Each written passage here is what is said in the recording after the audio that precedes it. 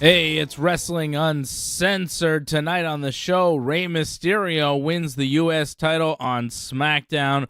We're watching AEW Rampage. AEW's got some new matches for All In. We're all in with pro wrestling. It's Wrestling Uncensored. Let's do it.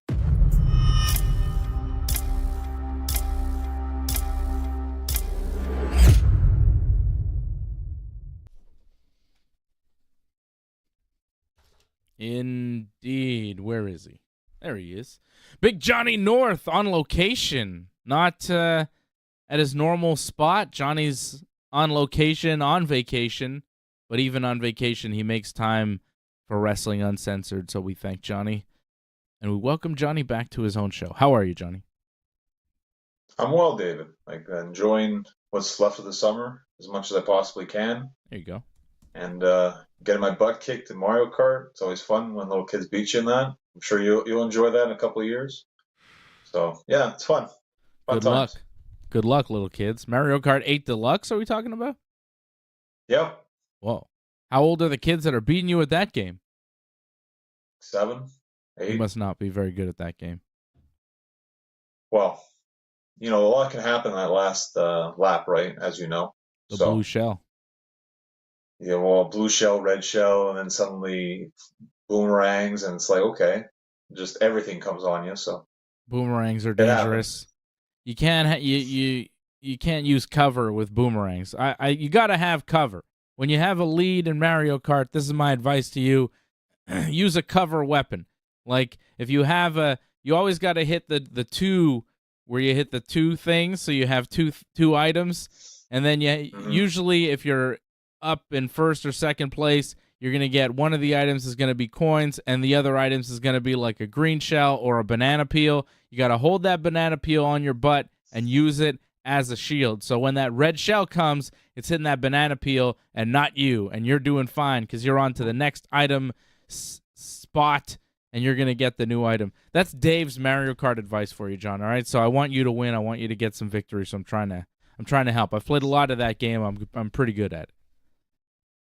Well, just be prepared when you get humbled by Zev, and even Zozo might humble you one day. So just be prepared.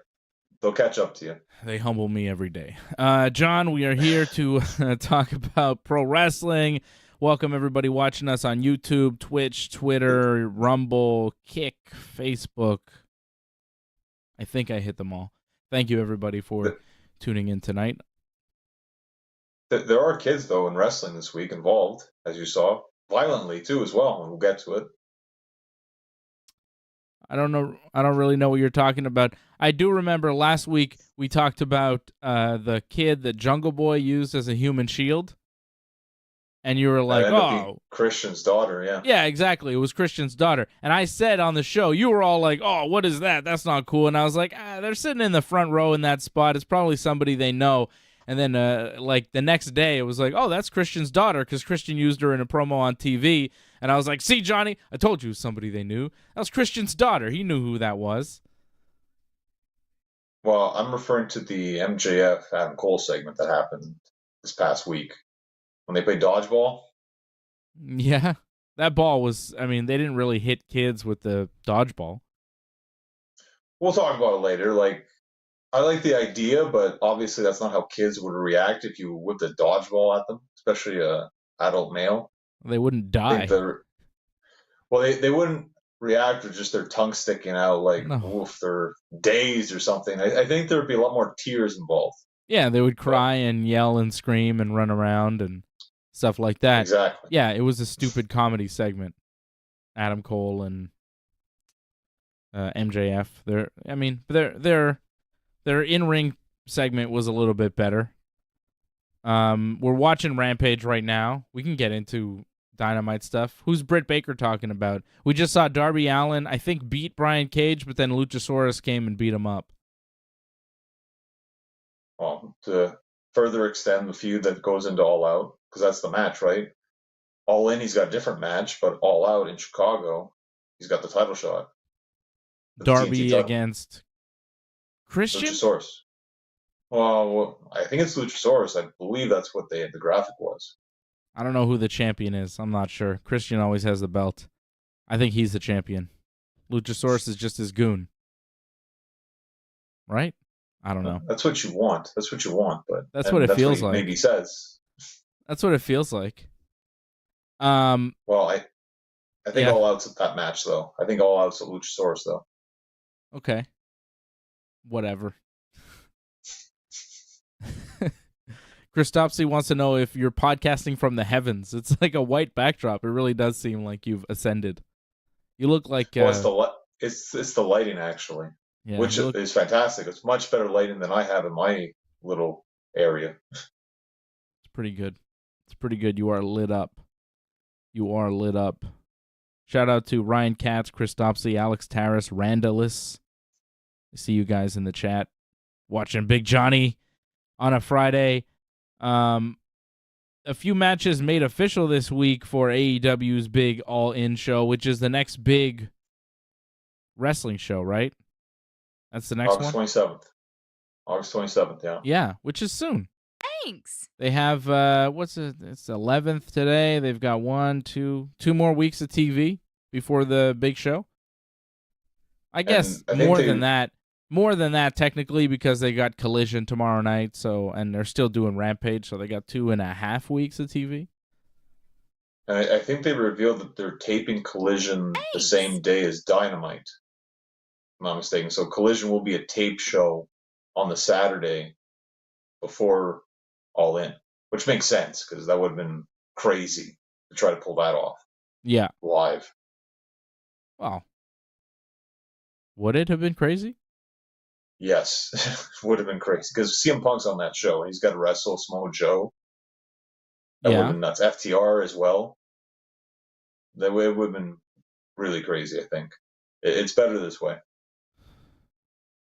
So there is going to be a Collision that will air the day before All In, but it's going to be taped in Duluth, Georgia, where they're doing Dynamite and Rampage? I don't think it's actually where Dynamite's going to be at, though. If I'm not mistaken, I think it's actually a different place. But I think I filmed on the same day, though, possibly. Okay. Why wouldn't they do it over in the UK? Like, that's what I don't understand. Yeah. Like, why didn't they do a show somewhere else out there? Why not do Collision in England or Scotland or Ireland, anywhere in that area, in some arena? You could do it at 10,000-seat arena. It doesn't have to be that crazy.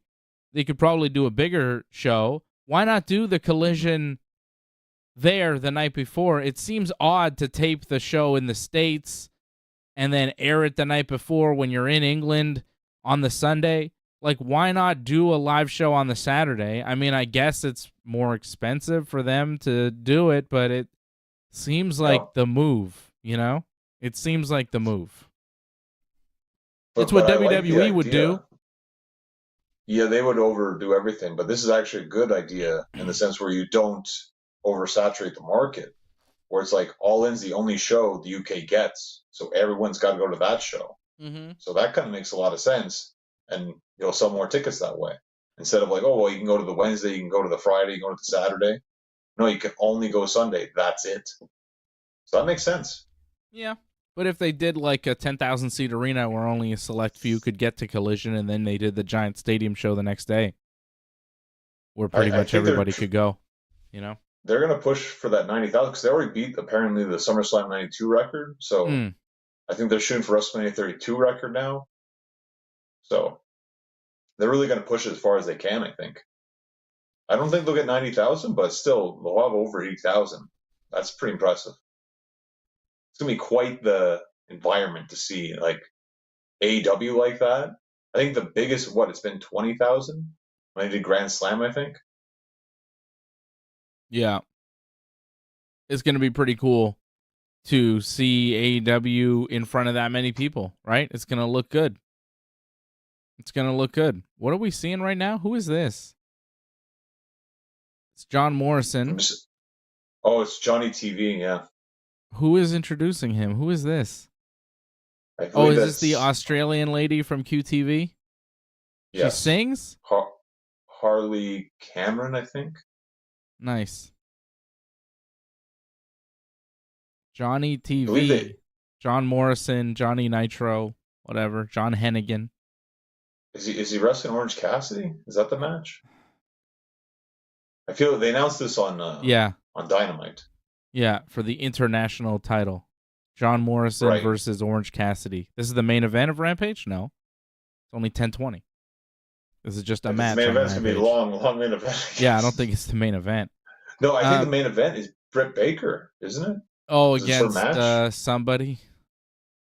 To qualify for the All In? Yeah, there's a match at All In that they announced this week. It's a 4-way for the women's title. Shida will be defending because Shida won her match on Dynamite this week that I totally missed because I was on vacation this week too, so I was trying to catch up on Dynamite, and I thought I saw the main event, but it turns out I didn't. John was like, "Do you see the main event?" I'm like, "No." I thought I had. You didn't miss much. He's like, no. This other match that was full of botches. I was like, oh, yeah. Shida beat Anna Jay, obviously. So Shida's still the champion. Like, no shit. Imagine Anna Jay won. And then Toni Storm, she won a match to qualify for this. And Saraya also won a match. She beat Sky Blue. Did that already happen, or am I spoiling that? I feel like you're spoiling that. I don't think that's happened yet. I mean, it's going to happen, right? But whoops. I don't believe it's happened yet.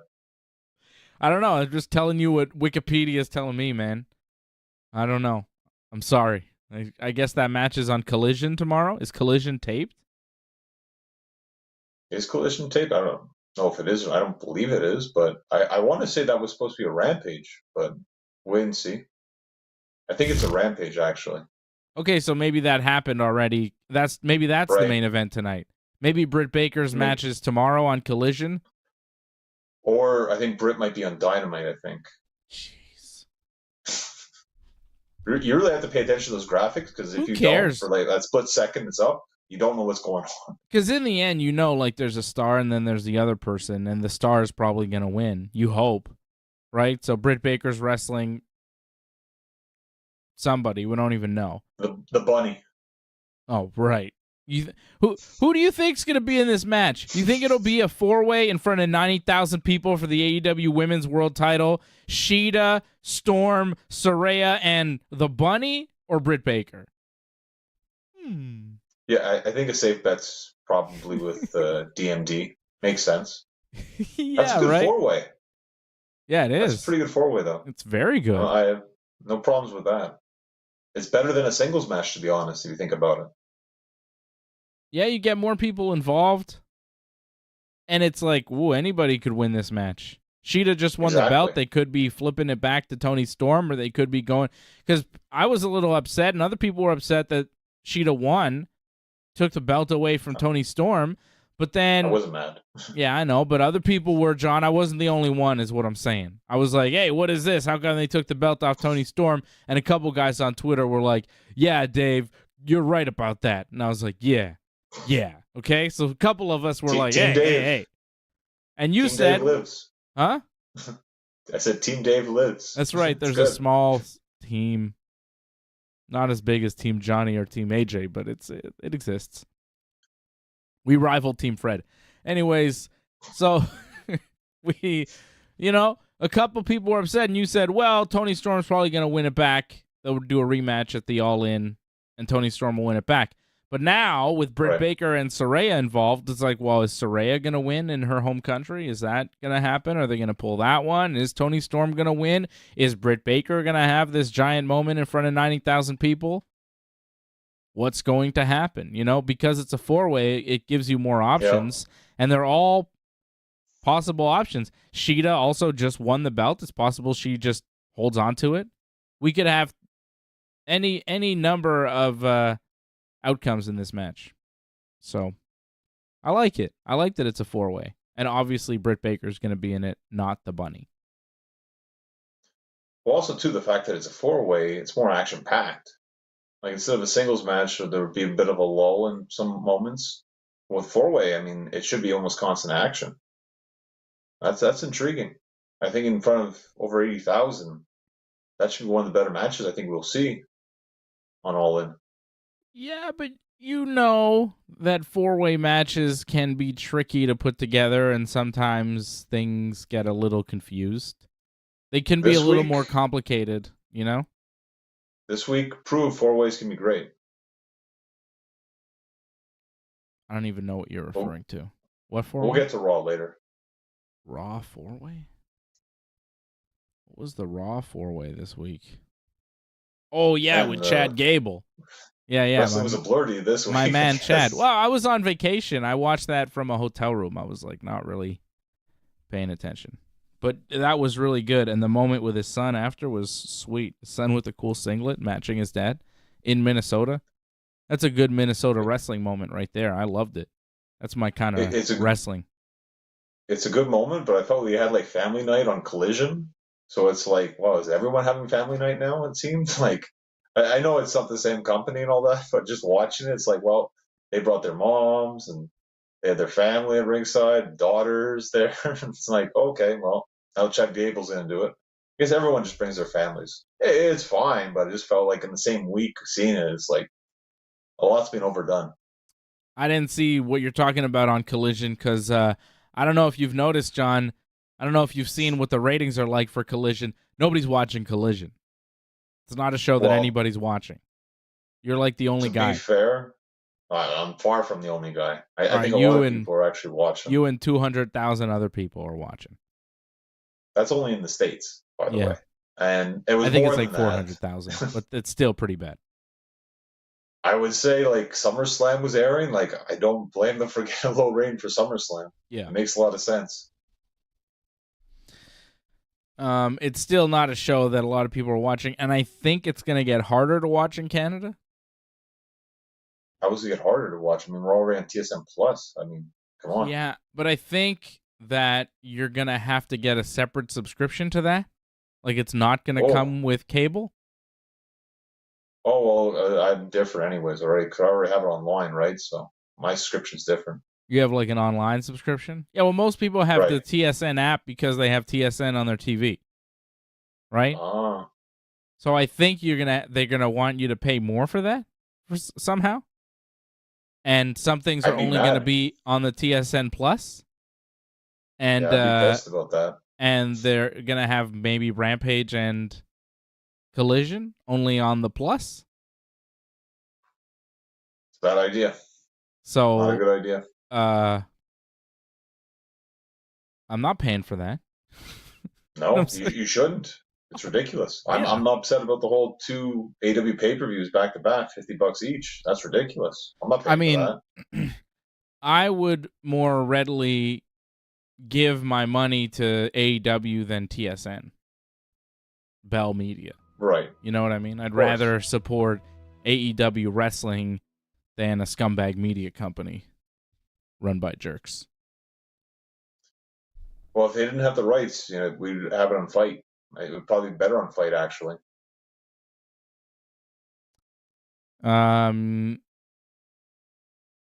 Fight. What's that now? Fight Plus. Well, that's also whatever? an app as well. Yeah. Right. That's also an app too, but at least it's easy to get, and you don't have to worry about the commercials. They just air it all the way through. It air fine, but TSN's more popular, so I get why it'd be in Canada. Point is, I don't want it on an app to begin with, let alone an app you got to pay extra for. I think that's stupid. And I think fewer people in Canada are going to watch it. It's not really about me.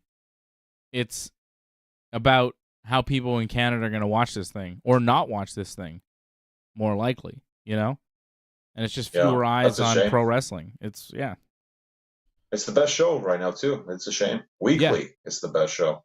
I wish they made it easier to see. And I really don't get it. I think AEW should put pressure on TSN. I think AEW should say, hey, we want our show to be visible. We want our show out there for Canadians. We want to sell tickets in Canada. We want to move merch in Canada. This is not helping our business. Mm-hmm. We have CM Punk. We have an exclusive roster on this Collision show, and it's not airing on TV. We want this show to air on TV. Give us a spot. TSN's got 4 channels, 5 channels that they run, and not one of them can have Collision even at a replay at midnight for people to watch on TV. Just put it on TV. Doesn't seem right that they would get the rights to this Rampage and Collision and then put it behind a paywall for their own benefit. It seems a little underhanded there by Bell Media. which is not surprising, but I don't like that. So I think that they should just put them back on TV. I think AEW should push for it, but whatever. I'm not running AEW's TV business. FTR is going to wrestle the Young Bucks officially for the AEW Tag Team titles at this show. Pretty cool. Pretty cool. Young Bucks beat the Hardys.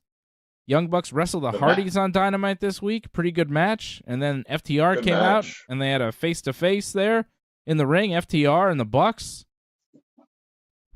You got to love that, right? That's good. It's good stuff.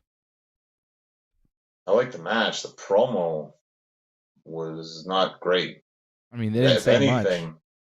Well, that was the problem. Like, you have this big match, and all you say is FTR, and then they come out and they just say All In, and that's it. I was very disappointed with that. There is so much heat on this feud, more than any feud, maybe in wrestling, and that's all you gave us. Like, to me, that I don't almost want to see them wrestle now each other, because, like, if that's all you're going to give me, I'm kind of worried in terms of the match what you're going to give me. If you can't give me more a promo than that, like, this is enticing, this whole feud, FTR, Young Bucks, the whole CM Punk against the Elite, and you finally get a taste of what it could be, and all they gave us was just a couple words, and that's it. Very, very disappointing. Still 2 weeks of TV left. They got lots of promo time. I hope so, but that was a bad start. Terrible start. Like, come on. What do you want them to say? Well, just say, like, you guys think you're the best? Like, no, we're the best. And maybe, take some shots here. They got to tread carefully, though. Because I don't think they can go into the CM Punk stuff. It's got to be in the background, everybody knows, but we can't directly address it. Well, Punk does it. And it's very entertaining when Punk does it. So you can make it work if he can make it work. Punk doesn't directly address the Bucks or Kenny. He's very much like, you could tell what he's talking about. He's very good at it, obviously. Obviously, he's better than most guys at promos, so he's able to have his way with words. Yeah, he's probably the best guy ever doing promos where he's taking, it's like the shoot style promo. I think he's the best shoot style promo guy ever. Because all his promos feel like he's saying real things, but he keeps it in a wrestling context for the most part. Even though sometimes you're like, well, that doesn't work in a kayfabe context, but okay. I'm entertained, so it's fine.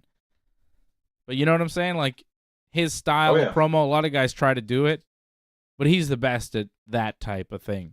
That's what he does. He almost invented the genre. Well, there's no one like Punk, so I'm not saying the Bucks got to bring up to his level, because it's not going to happen, but can't give me more than just, what was it, 4 or 5 words. Like, come on. Like, this is a hot feud, and to me, like, on television, I'm not seeing it. Yeah. I don't have a beef with it. I'm just happy we're getting the match.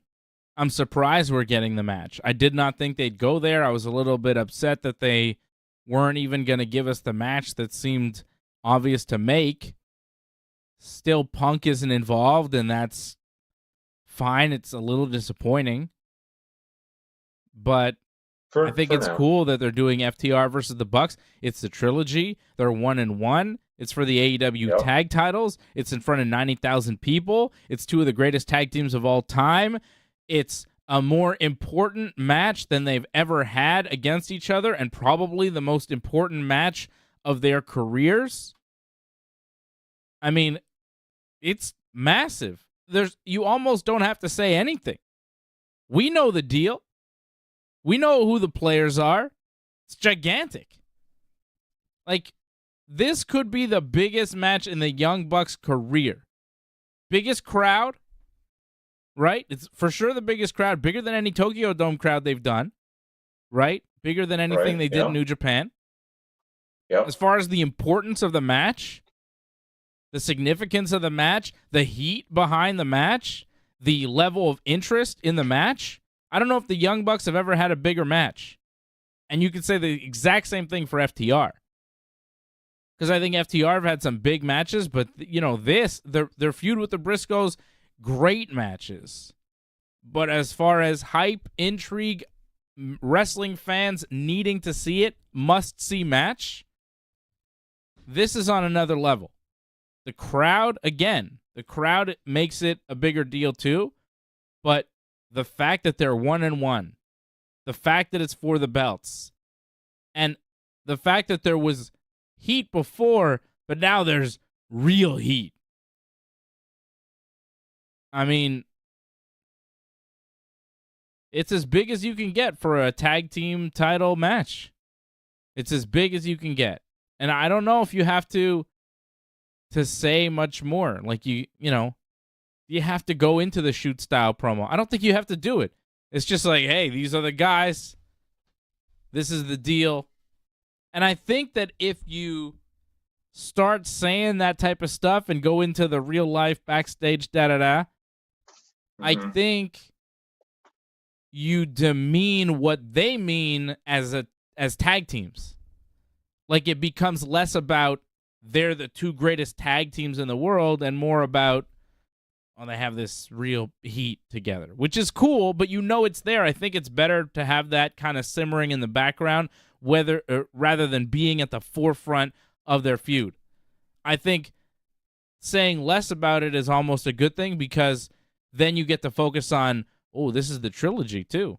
And this is for the belts, and they're 1-1, and the crowd, and there's all these other elements besides the CM Punk brawl that FTR wasn't even a part of. They're just friends with Punk.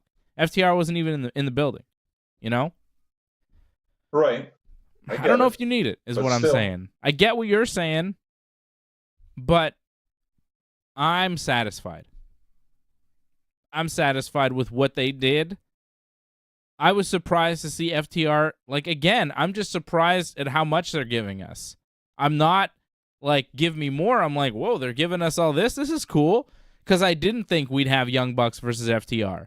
And when I saw FTR challenge the Young Bucks on Collision, and then I saw the Young Bucks have their match and then address FTR on Dynamite, I did not expect FTR to then come out on Dynamite. I thought they'd stay on their own show, but they didn't. They came out. And they stood there face-to-face with the Bucks, and it was a moment.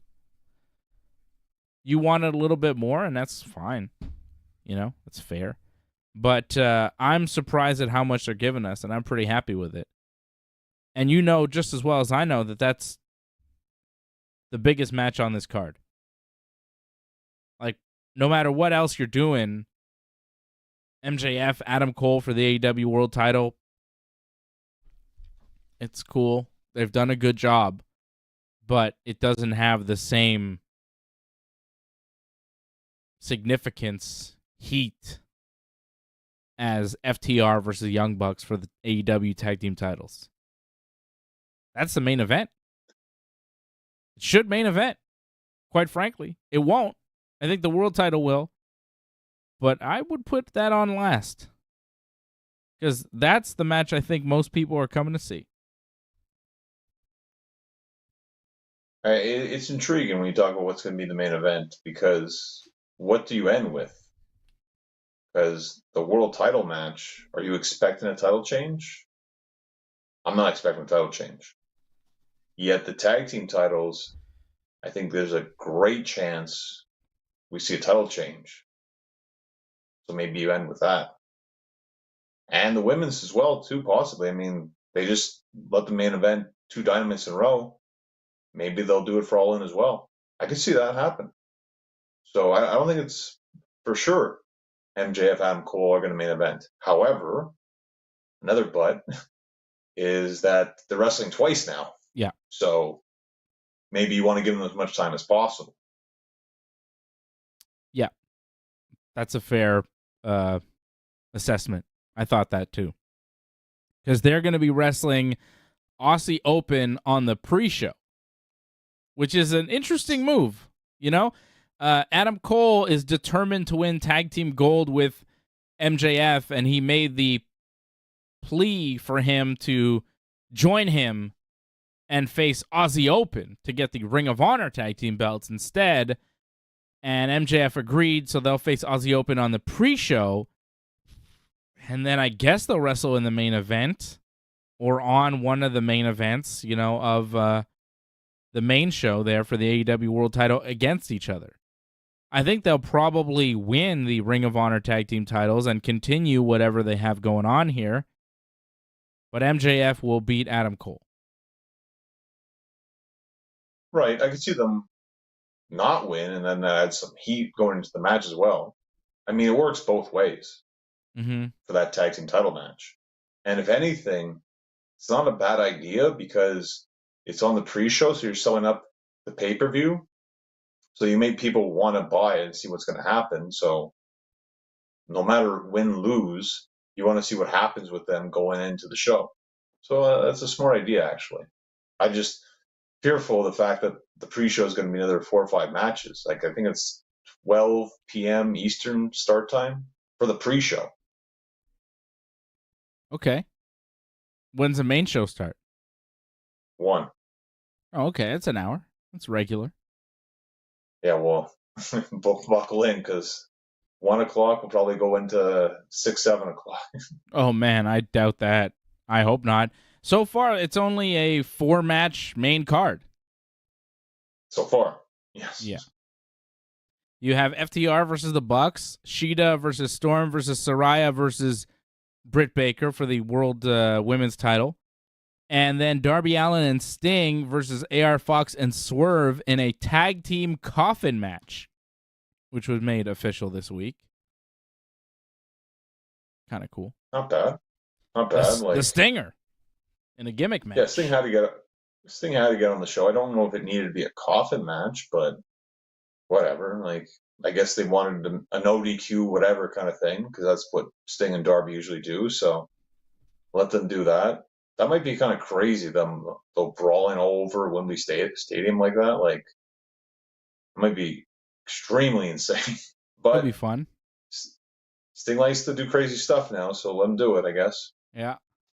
Darby and Sting, for sure, will get the win there. Mogul Embassy did a promo this week on Dynamite. Darby came out, and then Sting came out and scared everybody off with his baseball bat and his scary music. So that happened on Dynamite this week. MJF and Adam Cole did the promo talking about winning the tag team titles. Roderick Strong just won't let things go. He's mad that Adam Cole wants to win the titles with MJF instead of him.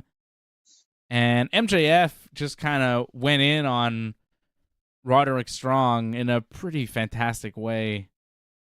Called him like a regular white person. He says he's going to go home and cry and go see Taylor Swift and shake it off, you bland bitch, he told him. I thought that was really good, which was funny, too, because I was making fun of Taylor Swift last night on Ringside Report MMA. And all these people going to see Taylor Swift, and I had no idea MJF had said some similar things the night before. It was really funny. I watched that today. I was like, hey, I was just saying that, MJF. Yeah. Taylor Swift. Come on. I mean, if you're a teen girl, that's fine, but if you're a 35-year-old man, I mean, what's going on here? What's happening? I'm seeing a lot of these, like, 40-year-old men, like, yeah, I love this. I'm like, what? What do you mean? Are you okay? Are you trying to be something you're not? What's going on with you? If you're a grown man listening to Taylor Swift and buying Taylor Swift tickets or trying to buy Taylor Swift tickets, as is apparently a thing, I mean, check yourself before you wreck yourself. I'm not going to say the rest of that phrase, but it's offensive. And you should heed the warning from the great Ice Cube. Frickin' Taylor Swift. I guess you're done with the AJ bashing for now. Does It he like sounds like. Taylor Swift? Well, isn't that what he said? Like he doesn't mind her. Like Yeah, but he's not like a fan. There are not a grown fan. men That's that are true. fans of Taylor Swift, actively seek out music, get excited in a legitimate way for her new release, musical release. And it's like, But that happens with all female artists, though. They have a interesting fan base. yeah, but Taylor Swift, man, and she seems to have a giant fan base, and I'm like, what? What is that? Maybe I'm old, or I don't think that I'm old. I think I'm just not a, well, I'm not a bland bitch like Roderick Strong, like MJF said, right? And then the Kingdom came out and hugged Roderick Strong. I guess he's with those guys now. Matt Taven and Mike Bennett. Did I get that right? You got that right. They used to be with Adam Cole, the Kingdom, in Okay. ROH. Okay. Were they good together? I thought the whole hugging thing was kind of lame. I didn't really like how this all came together, but I guess they feel they need to put Roderick Strong on that side because Adam Cole and MJF are going to remain a team regardless. Yeah, I because mean, Roderick fine. Strong was like mad, and MJF said mean things, and then Adam Cole got mad at MJF and pushed him, and he's like, he's still my friend, don't do that. And MJF is like, MJF just gave him like the mean, he looked like an angry Miz girl, just gave him that face. And then Cole was like, okay, I'm sorry, and then they hugged. Yeah, Roderick Strong has to be over there because MJF and Adam Cole have this bond. Or will they all, is it all a ruse? Will MJF and the Kingdom beat up, will MJF and the Kingdom beat up Adam Cole? Will they all turn on Adam Cole? I mean, I could see that happening. Will Adam Cole use those guys to take the title away from MJF?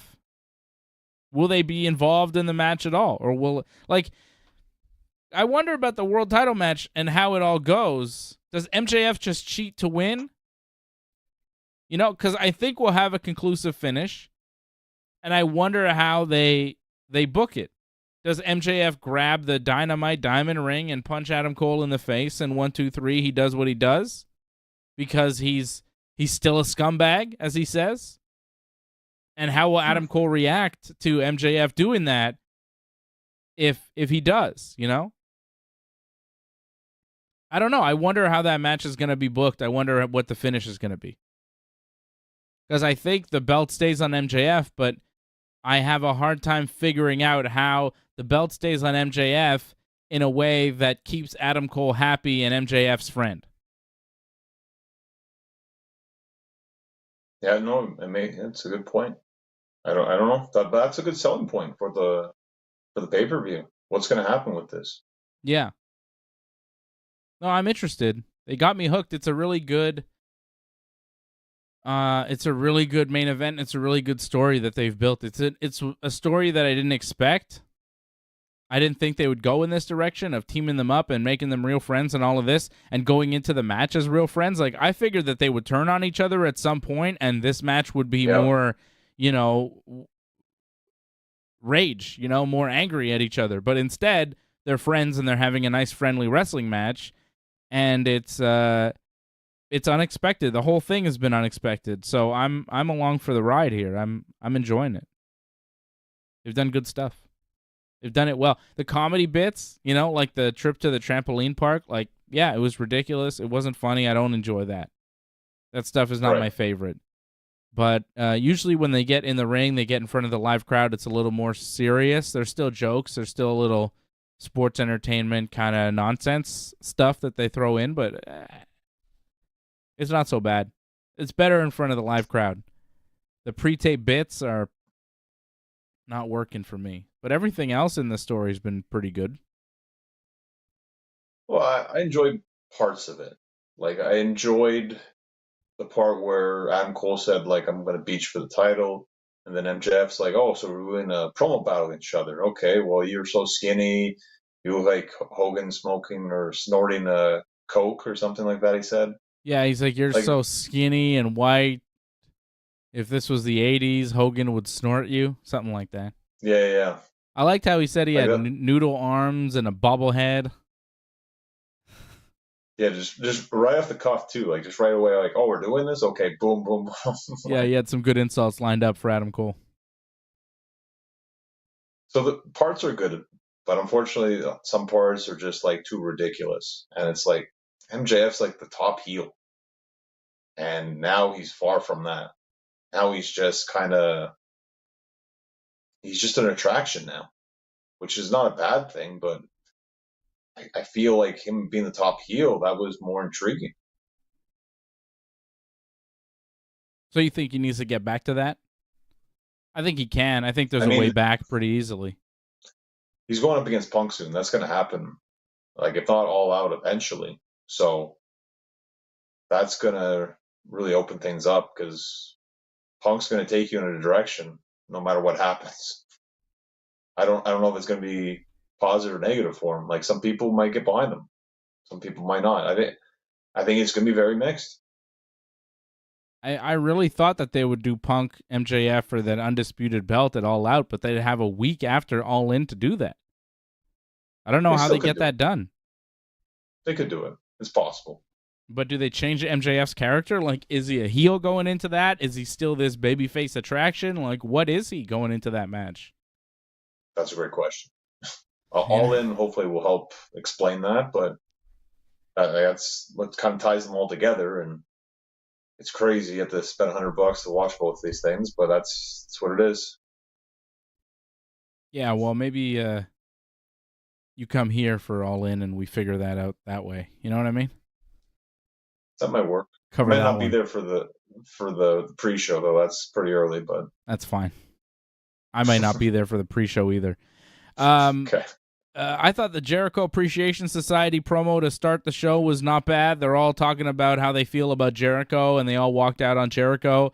I thought they all did a good job. Daddy Magic did a really good job. Sammy Guevara did a good job. I didn't really understand what Mello Guevara was saying, but other than that, it was pretty good. Hager was all right. It wasn't bad. It's funny, like, you like them, and you especially like Daddy Magic, but I didn't like the part where he mentioned Kevin Steen. Like, it's nice that he mentions him and all that, but that kind of didn't make sense because what we saw, like, Kevin and Jericho were friends, and yes, okay, there was a little breakup kind of thing, but if you remember the podcast he had, like, Kevin kind of went to Jericho and talked to them for them. So it's like, if you're doing the shooty kind of stuff, I'm going to say, Kevin Owens' real name. I mean, why go halfway with it and say, like, oh, go kayfabe, or maybe shoot and then go back to kayfabe? Well, maybe since Don Callis has been hanging around Jericho, Kevin Steen, the real man, had a talk with Jericho on the phone, and Jericho was a dick, and maybe they have beef now. You don't know. You don't know what's going on with Daddy Magic and Kevin Steen. I mean, you can stretch things how you want, but I don't think even you believe that, to be honest. No, but it worked. It worked in the moment. I thought it was pretty good. But Jericho was backstage afterwards, and he said he'll give Don Callis the answer next week. And I feel like everybody has gone babyface through this. Jericho has the fans not wanting him to join the Don Callis family, and he won't. And I think the Jericho Society will just come back together as one happy family, and they will attack Don Callis and whatever goons he has past Takeshita. Yeah, I still feel, though, like, if they're faces, that's a large group of faces, though. Like, you need a extremely large group of heels then. Yeah, I know, and he's got nobody. It's weird, right? Yeah. So, yeah, it's awkward. I don't know. Maybe they get back together, but maybe not the whole group. Like Sammy said, like, maybe I'll be there for you. So maybe Sammy comes back with them, but maybe not Ty. Maybe Jericho has to rebuild them or something. Bring them all back together one by one. Maybe some come back. I mean, I could see Hager come back because what else is he going to do? Yeah. But I could see Parker Menard, like, not come back. They don't have much of an identity in AEW past being in the Jericho Society. They're not really in the tag division. Them and Daniel Garcia were a force before, and it seems like Anna Jay was aligned with them because they came out with Anna Jay in the main event. So there's still some sort of faction of sorts. Anna Jay should just go with her boyfriend there, Jungle Boy. I think she would help his total, presentation. Jungle Boy beat Rob Van Dam this week. Rob Van Dam. That's right. Jungle Boy. Jack Perry beat Rob Van Dam. What'd you think of the match? I thought RVD looked fantastic. It was a great showcase of RVD. Yeah. I thought Jack Perry just let him walk over him, which is fine because I guess that's what they wanted, but it took away a bit from the finish because it's like all he got in was the whole throw a chair at him and then throw him into the post and then roll him up, hold the trunks. And it's like that's all you did to him. Like you got nothing else on him. Like it just feels a bit more cheap that way. But it made RVD look like $1 million, so maybe that's what they needed off that match because they still want to use RVD in the future, possibly. I think it's just a one and done deal, but I wouldn't mind seeing RVD back in AEW. But Jungle Boy did get the win in the end. He did beat RVD. He didn't cheat to win either. I mean, it was an anything goes type of match, and he won. He didn't cheat, but he didn't look good doing it, though. He just took a beating the whole match except for the finish. Like, that didn't make Jack Perry look like an amazing competitor or champion whatsoever. It just looked like RVD was better than him in everything.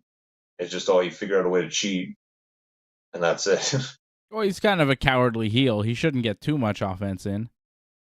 Yeah, but I agree with that. But something, he really got nothing. RVD just walked over him, which again is fine. RVD is fantastic. I love watching RVD wrestle. Even at 52, he's still great. Yeah. But if Jack Perry's supposed to be a champion, something, not just a finish. I'm watching Saraya wrestle Sky Blue, and the winner goes in that 4-way match. But we already spoiled it. I spoiled it. It was on Rampage, John. Yeah, but who didn't think that? Come on. Remember that? We were wondering, where's this match going to take place? Collision, Rampage? No, but we didn't know. I knew I spoiled it, but we didn't know what match it was going to, or what show it was going to be on, but Rampage. Because I think Collision may be live tomorrow in Greensboro. Yep. That's a good main event, too. What is it? CMFTR against the House of Black for the Trios tag titles. Ooh. How do you get out of giving CMFTR the Trios titles? Who takes a fall there? I don't know who takes a fall, but it's easy to get out of that. Samoa Joe's going to interfere because Samoa Joe didn't get an answer yet from Punk. They didn't make that official yet, right? Okay. But so that's how they get out of it. It is official. I'm saying it's official. Right. May not be official, but come on. Jon Moxley and Claudio Castagnoli beat the Lucha Brothers. They cheated a bunch. Wheeler Yuta distracted. Moxley tried to take Penta's mask off and rolled up Pentagon with a handful of tights. Tag team match on Dynamite. The Blackpool Combat Club feuding with the Lucha Brothers? I don't get it. I don't understand what they're doing right now. I feel like they're just kind of in no man's land. It was like best friends last week. Now it's the Lucha Brothers and Pac and. Well, because it was a 3-way feud first, right? It was Lucha Brothers, best friends, and the BCC.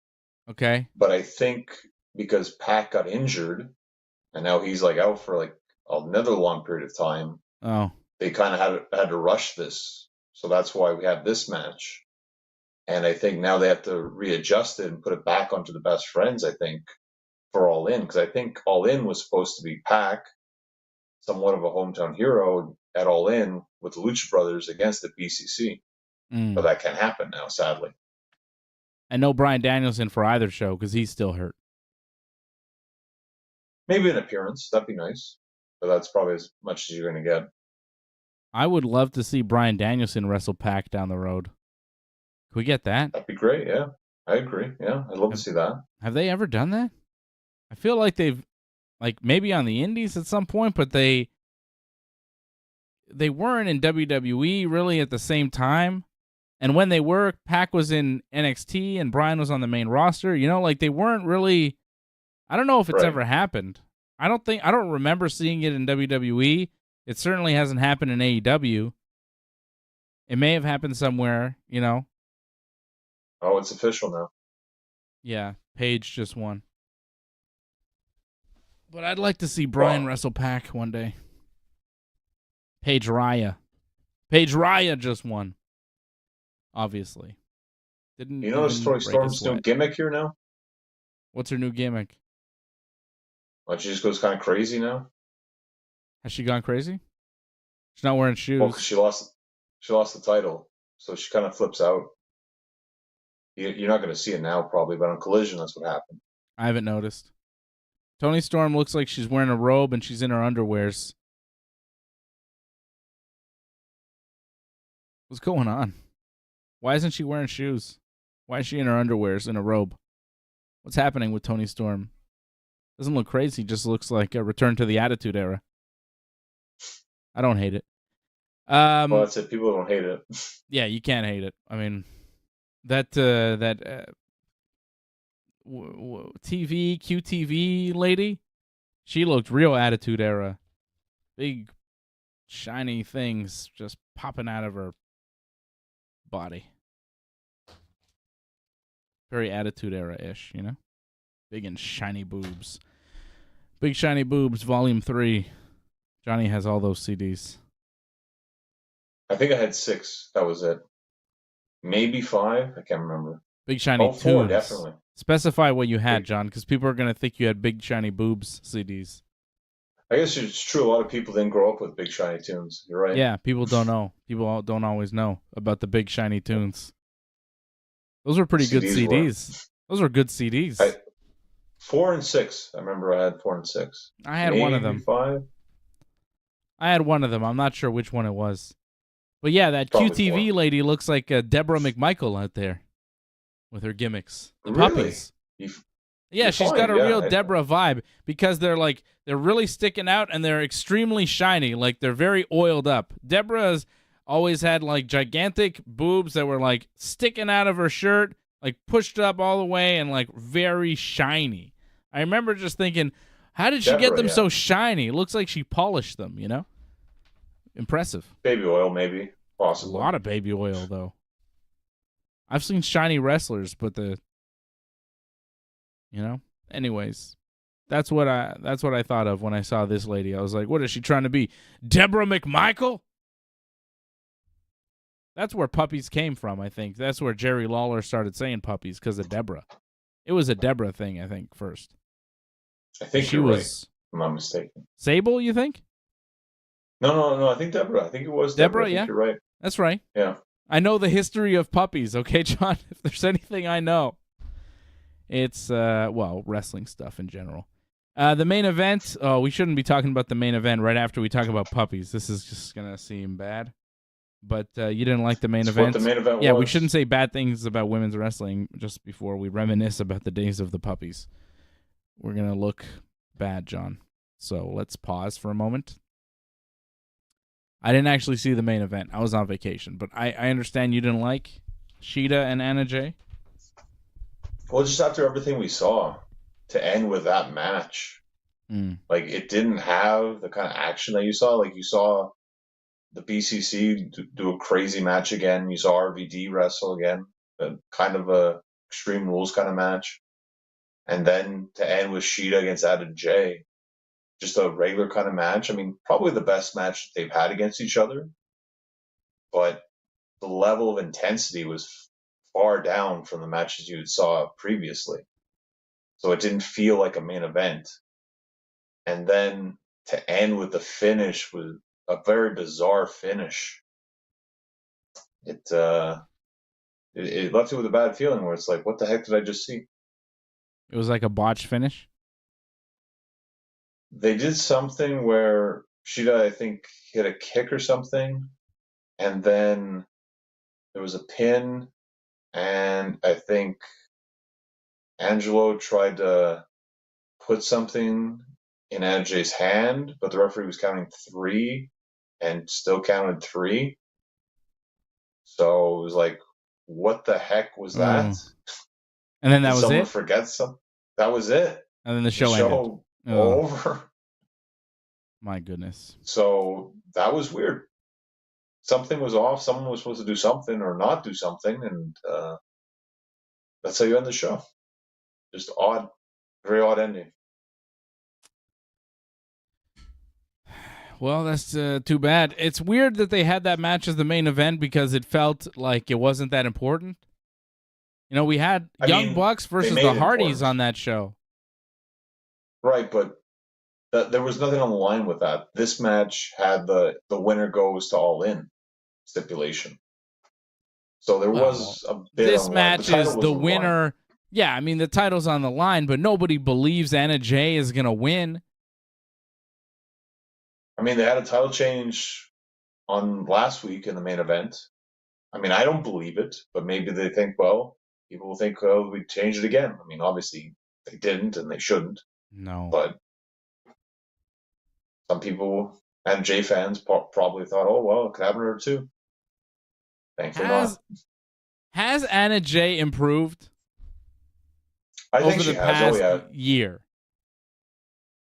Yeah, definitely.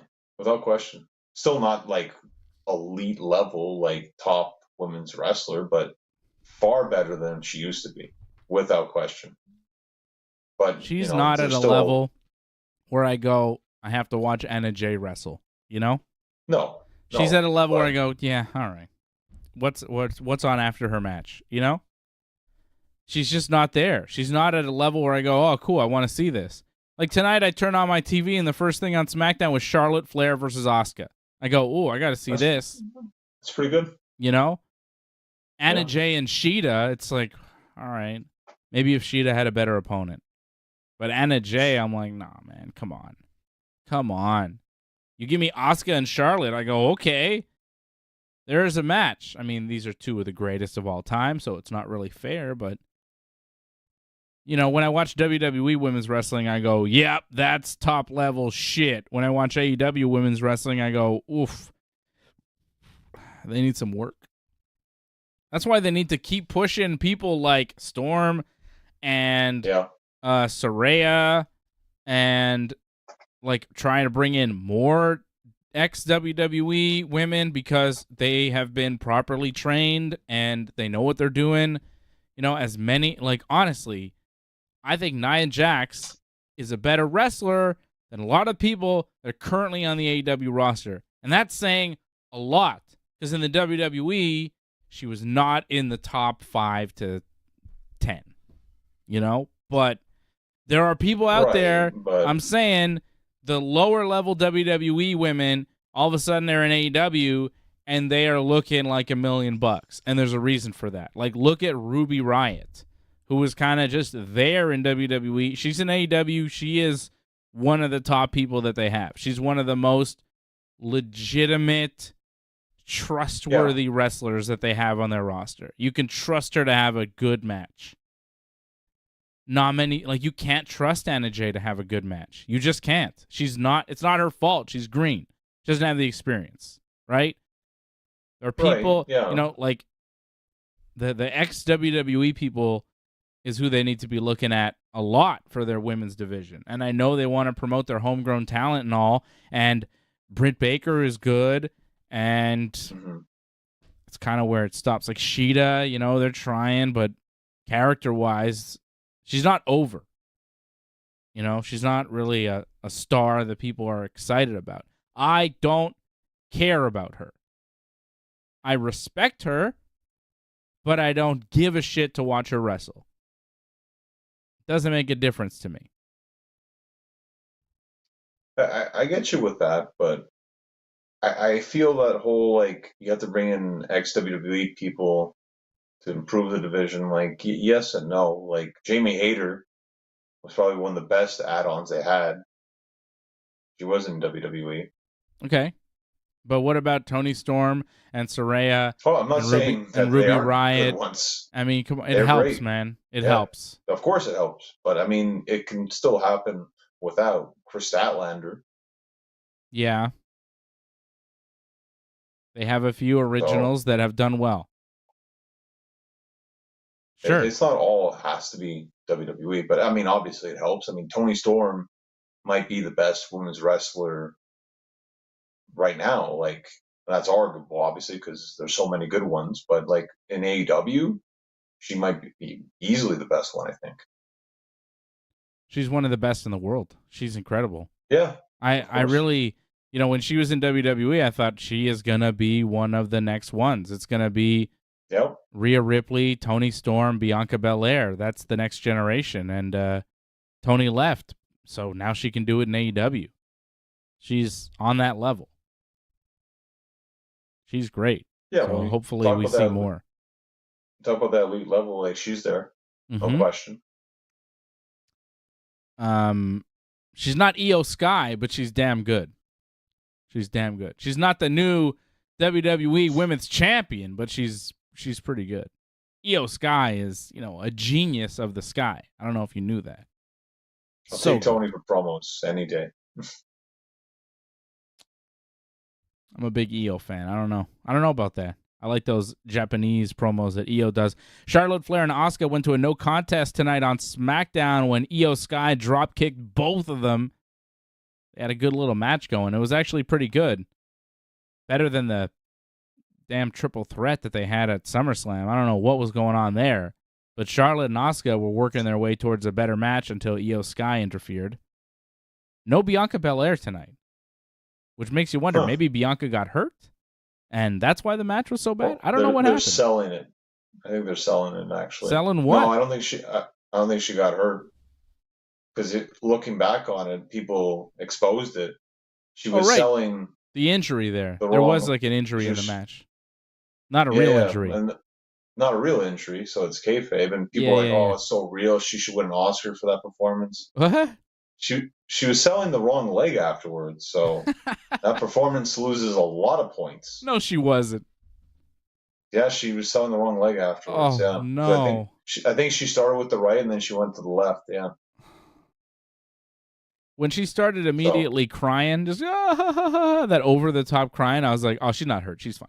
That's just bad acting. She's fine. She's fine. But the way they did it was actually pretty good. It was good. People believed. Yeah. Yeah. And they're usually good at catching it. When they don't catch it, it's like, they didn't catch it because they weren't expecting something. So that's actually pretty smart. But then they kept the camera on her. Yeah. When you're really hurt, they take the camera off you. Oh, and she came back and did a 450. Well, that took forever, but yes. That too. She was not on SmackDown, and there didn't seem to be much mention of Bianca on SmackDown either. Bayley and Io Sky attacked Charlotte and Asuka after the match, and Dakota Kai was there, but she didn't get physically involved. So I don't think she's ready, but she's back on the road with the group. So that's a return. That counts. Okay, John, you got that one. I know.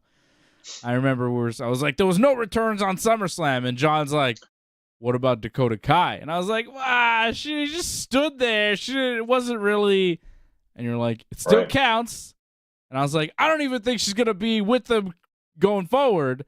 But then here she was on SmackDown. Not physically involved, so I don't think she's actually medically ready to go, but she was there, so I guess it was technically a return. Johnny wins this round. I was right about the kid with Christian and all that. You were right about Dakota Kai being a real return. So we both got our tiny victories. It all evens out, John. Predictions, all that, always even out. The stupid things we argue about on this wrestling show, right? The minute details that really don't matter to anybody but us. Red shells, blue shells, little things. Oh, those are red shells. A big difference between a red shell and a blue shell, John. What are you talking about? I figured you'd say that. I mean, you know that's true too. As you said it, you're like, well, not really, but you want to say red shell, green shell. Okay. Red shell, blue shell? Totally different. Wow. Red shell, 3 green shells. Oh, You got to get better aim with wow. your green shells. Get it together. Be better with your green shells. It's not a great shield. It's not as great a shield as you might think because they spin around, and in that spin, there's a gap where you can still get hit with stuff. I've been hit with stuff with spinning green shells. Warning. Okay. All right? You may think you're safe, John, but you're not safe. Mario Kart tips. You want more Mario Kart tips? You come to me. I think I should start playing Mario Kart online on the channel. I know I've said it, we're going to do video games, but I mean it. And if I played Mario Kart, I could really give you some tips because I'm not bad. Watch, I'll play online, though, and just suck. I'll just lose every race. People will be like, I thought you said you were good. I'd be like, yeah, I don't know. I thought I was good. I'm smashing controllers, going all crazy, you know. Speaking of smashing controllers, AJ Styles, the phenomenal one. He loves to smash a controller. Apparently, he's a very sore loser at video games on that Up, Up, Down, Down channel. You showed me the clip, yeah. Yeah, he's very mad. Which is funny. AJ Styles beat Karrion Kross with the Styles Clash tonight on Smackdown, which was a thing that happened. The main thing that happened, though, on Smackdown was Rey Mysterio winning the U.S. title. Santos Escobar was supposed to wrestle Austin Theory, but Theory attacked him backstage, slammed Santos' leg in a road case. Santos still wanted to do the match, goes out for his entrance. Theory attacks him again. Adam Pearce decides that Rey Mysterio will take his place. Rey Mysterio wrestles Austin Theory and eventually hits the 619, drops the dime. 1, 2, 3. New U.S. champion. Booyaka, booyaka. Rey Mysterio holding the gold once again. Big celebration. Everybody loved it. Even Santos Escobar was happy. He was like crying with Rey. Like it was a real moment. Good. LWO celebrating with Rey Mysterio. There was fireworks and everything to celebrate Rey. Austin Theory's been U.S. champion for a long time. Survivor Series, I think. Damn, almost this is November last year. Yeah. It's a long run. And Rey Mysterio is the guy that ends it, which is a surprise. I don't think many people saw Rey Mysterio winning the U.S. title as something happening this year, but hey, I'm all for it. Usually the guy who loses a tournament doesn't come back and win the title, so yeah. Yeah, this was a tournament, right? They had, 2 fatal 4-way matches? Right. And Santos won one, and Rey won the other one, and then Santos and Rey wrestled each other, and Santos won. So Santos got that opportunity to wrestle Austin Theory for the U.S. title, and this was the match, and Rey gets it instead. And now he's the U.S. champion. Weird. Yeah, but, I don't hate it. Good week for guys in their 40s in WWE. AJ Styles got a clean win over Karrion Kross. Again, Rey Mysterio, AJ is 46, Rey's 48 years old. WWE Hall of Famer wins the U.S. title. And Shinsuke Nakamura got a little bit of a reboot on Raw. Right? Oh, yeah. Yeah, interesting. I don't know if it's really going to go anywhere because you're already going against Seth right away. It's kind of too quick, but I mean, sure. It's better than the perpetual feud with Bronson Reed and Tommaso Ciampa or Ricochet or whatever else nonsense he's been doing for the past 3 months. He's been on Raw doing nothing. He finally wrestles Bronson Reed this week and beats him. Like, there was actually a clean finish. Shinsuke beats Bronson Reed. I go, oh, maybe it's over. The thing is done. And then Seth and Cody need a partner for the main event because Sami Zayn got attacked by J.D. McDonough, who's Finn Balor's friend, and Sami was going to wrestle Finn Balor and the rest of the Judgment Day. So Cody, Seth, and Shinsuke wrestle, beat Priest, Finn, and Dominic Mysterio in the main event with some help from Sami Zayn. And then Shinsuke hit the Kinshasa on Seth Rollins after the match and then walked away. So he kind of turned heel at the end there on his babyface team. And Cody and Seth were like, what the hell? What's going on, Shinsuke? Why'd you do that? And it looks like Shinsuke will be up next for Seth Rollins, maybe at Payback? I think the next premium live event. Payback So probably in Shinsuke Pittsburgh. and Seth. But I mean, it's something for Shinsuke. It's a bit of a reboot, and they're, bringing him up to a main event level where you got to take him seriously. Which I mean, it's something for Nakamura, who should be featured a little bit better than he has been. It's better. It's an improvement. Sure, but like, if you're going to go on Seth right away in like 3 weeks' time, roughly, like, it's not going to end well for you. So you get this turn, you get this push, and like, it's done in 3 weeks, and then you go right back down the card again. So if you just go up and then right back down, it doesn't really help you that much. If there's a slow build towards the top, then people can actually believe in you a bit and be like, well, maybe this might work out for you. But if you just hot shot right away, same thing with Gable. Like, I don't mind Gable getting the shot, but again, it's a hot shot. It should have been Ricochet. Yeah. I could see Shinsuke getting involved in this, though, and maybe getting another premium live event match off of it. Another loss. Wow, okay. So, great. That's what Finn got. And how well did that work out? I mean, it adds fuel to that story because it's Judgment Day and they're engulfed in everything on Raw. But Shinsuke, it's just like, well, you're here for now for this program, and then you're going right back down again. So enjoy this time. A couple months in the main event is better than no months in the main event. Yeah. Well, we'll see if it gets to a couple months. We'll see. I feel it's only going to be one and done, but okay. Because Cody was pushing for it, right? I mean, they're really pushing for that to happen. That's the money right there. Yeah, Cody cut a promo at the beginning of Raw talking about beating Brock at SummerSlam, and Seth Rollins came out in those big yellow Croc boots, those sweet boots. I really like those. Moon boots. They were nice. That's the new version of those big red boots that he had. They're by a company called Mischief, and that's it's Mischief and Crocs. Okay. Like that company. It's like a, what do you call it? Cross brand. No, it's like a collaboration for one shoe. So it's that Mischief brand that made those big red boots that look crazy that Seth did a super kick with, the moon boots there, the whatever boots. But they're like those boots, but they're made with Croc stuff. That's why there was like holes in them, kind of like Swiss cheese. They're like the Swiss cheese boots, people call them. They're pretty sweet. I would get those and I would wear those, but they're hard to come by. They're pretty hard to find. But Seth Rollins he's got the stylist spending, I'd say, at least a $1,000 or $2,000 on those boots, US.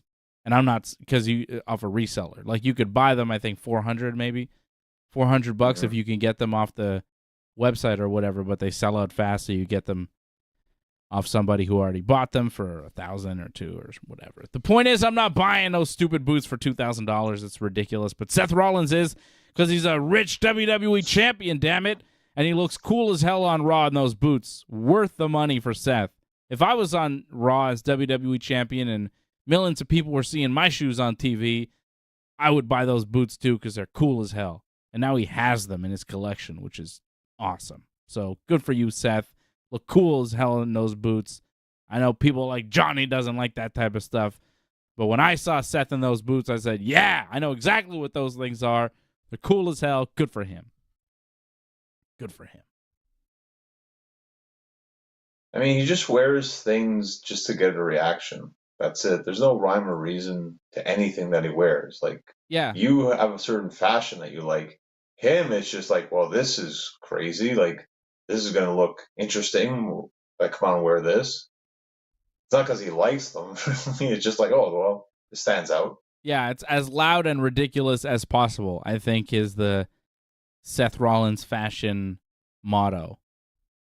So Seth had that match there. Seth and Cody, I guess, on the same side right now. But still, like, there's that animosity, right?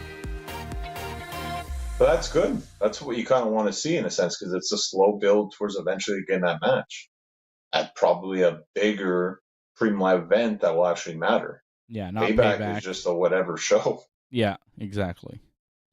Yeah, it feels like it's coming at some point. Chad Gable beat Tommaso Ciampa, Matt Riddle, and Rick O'Shea in a 4-way to earn an Intercontinental title shot against Gunther. Gable paraded around the ring in his hometown with his son. It was a pretty nice moment. Nice to see Gable get a big win as well. Nice to see Gable get some shine in the WWE. I don't think he beats the Ring General Gunther, but, the match should be excellent. Hopefully they do it at Payback so it gets some time and it gets some, importance. It'll probably just be on Raw, though. But I love Gable. I love Gunther. And I agree. I thought that 4-way was really good. I know you said you liked it. It was really good. That was the best thing on Raw this week. It was fantastic. Mm. I mean, we need more matches like that on Raw. I'm not saying 4-ways all the time, but just great action. That was fantastic. It's one of the best, I think, easily is going to be one of the best Raw matches of the year, without question. Very, very good match. And, it's fine with Gable winning, but it would have meant more if last week he didn't get beat. If he would have gone through the 5 minutes and that's it. And then it's like, well, he survived the 5 minutes. What could happen if they have a match? But no, you gave us the match already. Yeah. So and he lost took away it. A lot of the suspense. Exactly. Yeah. No, you're right about that.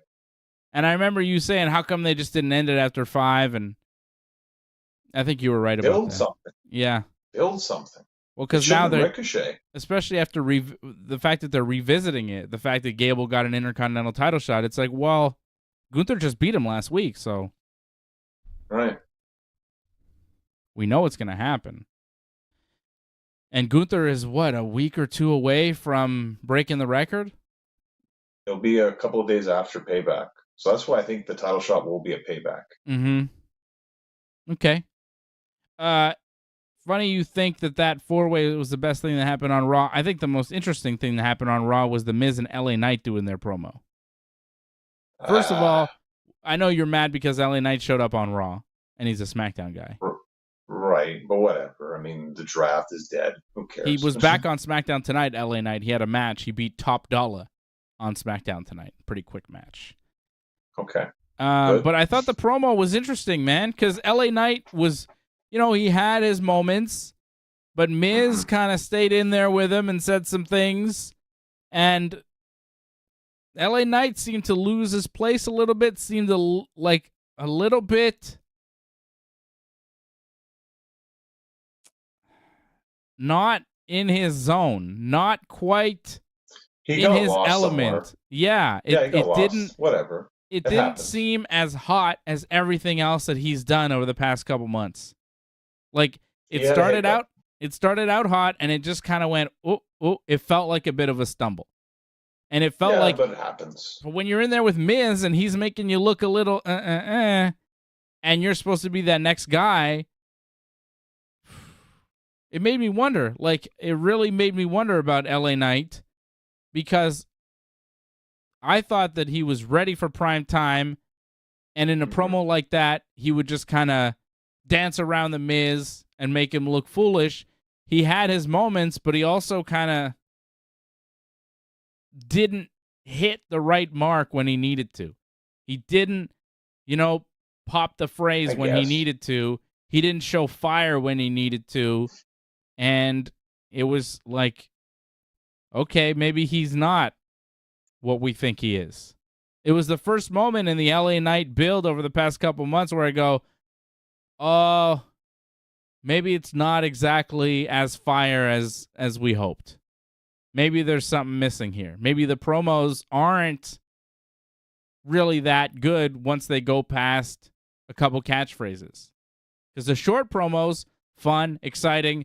Once he gets to talking, he had a real good talking segment there with The Miz, about 5-6 minutes. And, it wasn't terrible, but it also wasn't electric. Like everything else he seems to have been doing over the past few weeks. He's like riding that thunderbolt. And in that moment against the Miz, it goes, meh, meh. It didn't hit. It didn't hit, and it was a little disappointing. Well, I'm not going to disagree with you. I didn't think the promo hit for him, but I'm tough for the Miz too. I wasn't like too big into it. How many times does the Miz have to go back to this? Oh, I was bullied. I had to fight my way through and everything. Like I felt like he's done this promo so many times over. Oh, I survived this. I had to go through this. Thank you. And so many times he's done the same promo against whoever he's wrestled against.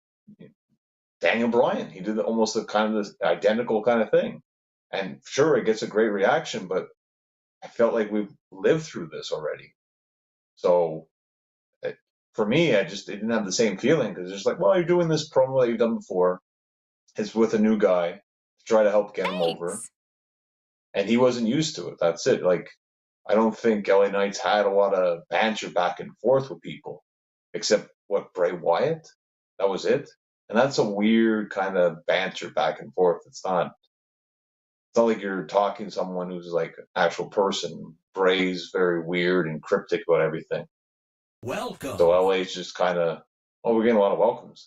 Did AJ break the internet again, it sounds like, or something? No. Harold Schneider just gifted 5 memberships to the universe. Thank you, Harold, and welcome to the new members. I see Brian F., Matthew Henley, Jake Glasnovic. Nice. Doug Hepburn grabbed a membership. So thank you to Harold Schneider for gifting those memberships over at join.ringsidereport.net, join.ringsidereport.net. That's all the sounds that you're hearing. New members joining the team. So thank you to Harold for gifting those memberships. You can gift memberships and get people to join up. Antoinette, who's been a long-standing member of the team. What's up, Antoinette, out in Toronto? She says, I don't dislike him either, talking about LA Knight. He just doesn't do anything for me. Not everybody's got the LA Knight fever. I like him a lot. I think a lot of people have, though. A lot of people have caught the fever. Yeah, I like him a lot, but the promo this week, I think, was a bit of a misstep. Hopefully he comes back strong, because I have hopes for him. New Day came back strong. They beat the Viking Raiders. True. Yeah, that was nice. It's a nice match. Good match. Heard the music hit. Hopeful. But no Big E. It looks like his wrestling career is over, which is so sad.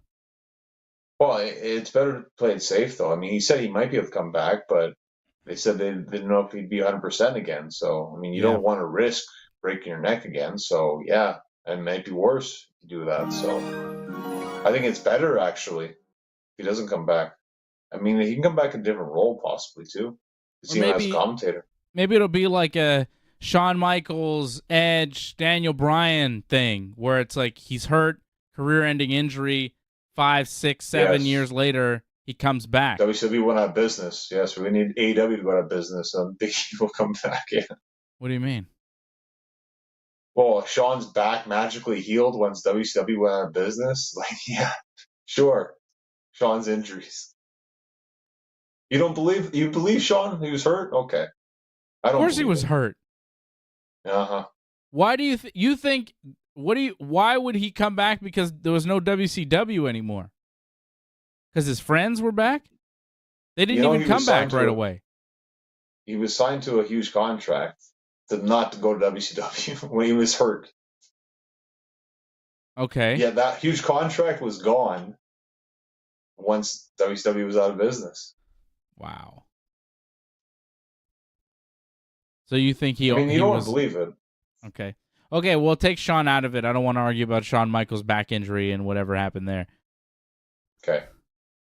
No, it was say Edge or Daniel Bryan, okay? Like maybe Big E can come back, and it would be great to see him come back one day, because to end a career like that would be super sad, and I would love to see Woods, Kofi, and Big E come down to the ring one more time and have one more match together, because for me they're probably not going to be remembered this way, sadly, but they're the greatest tag team of all time.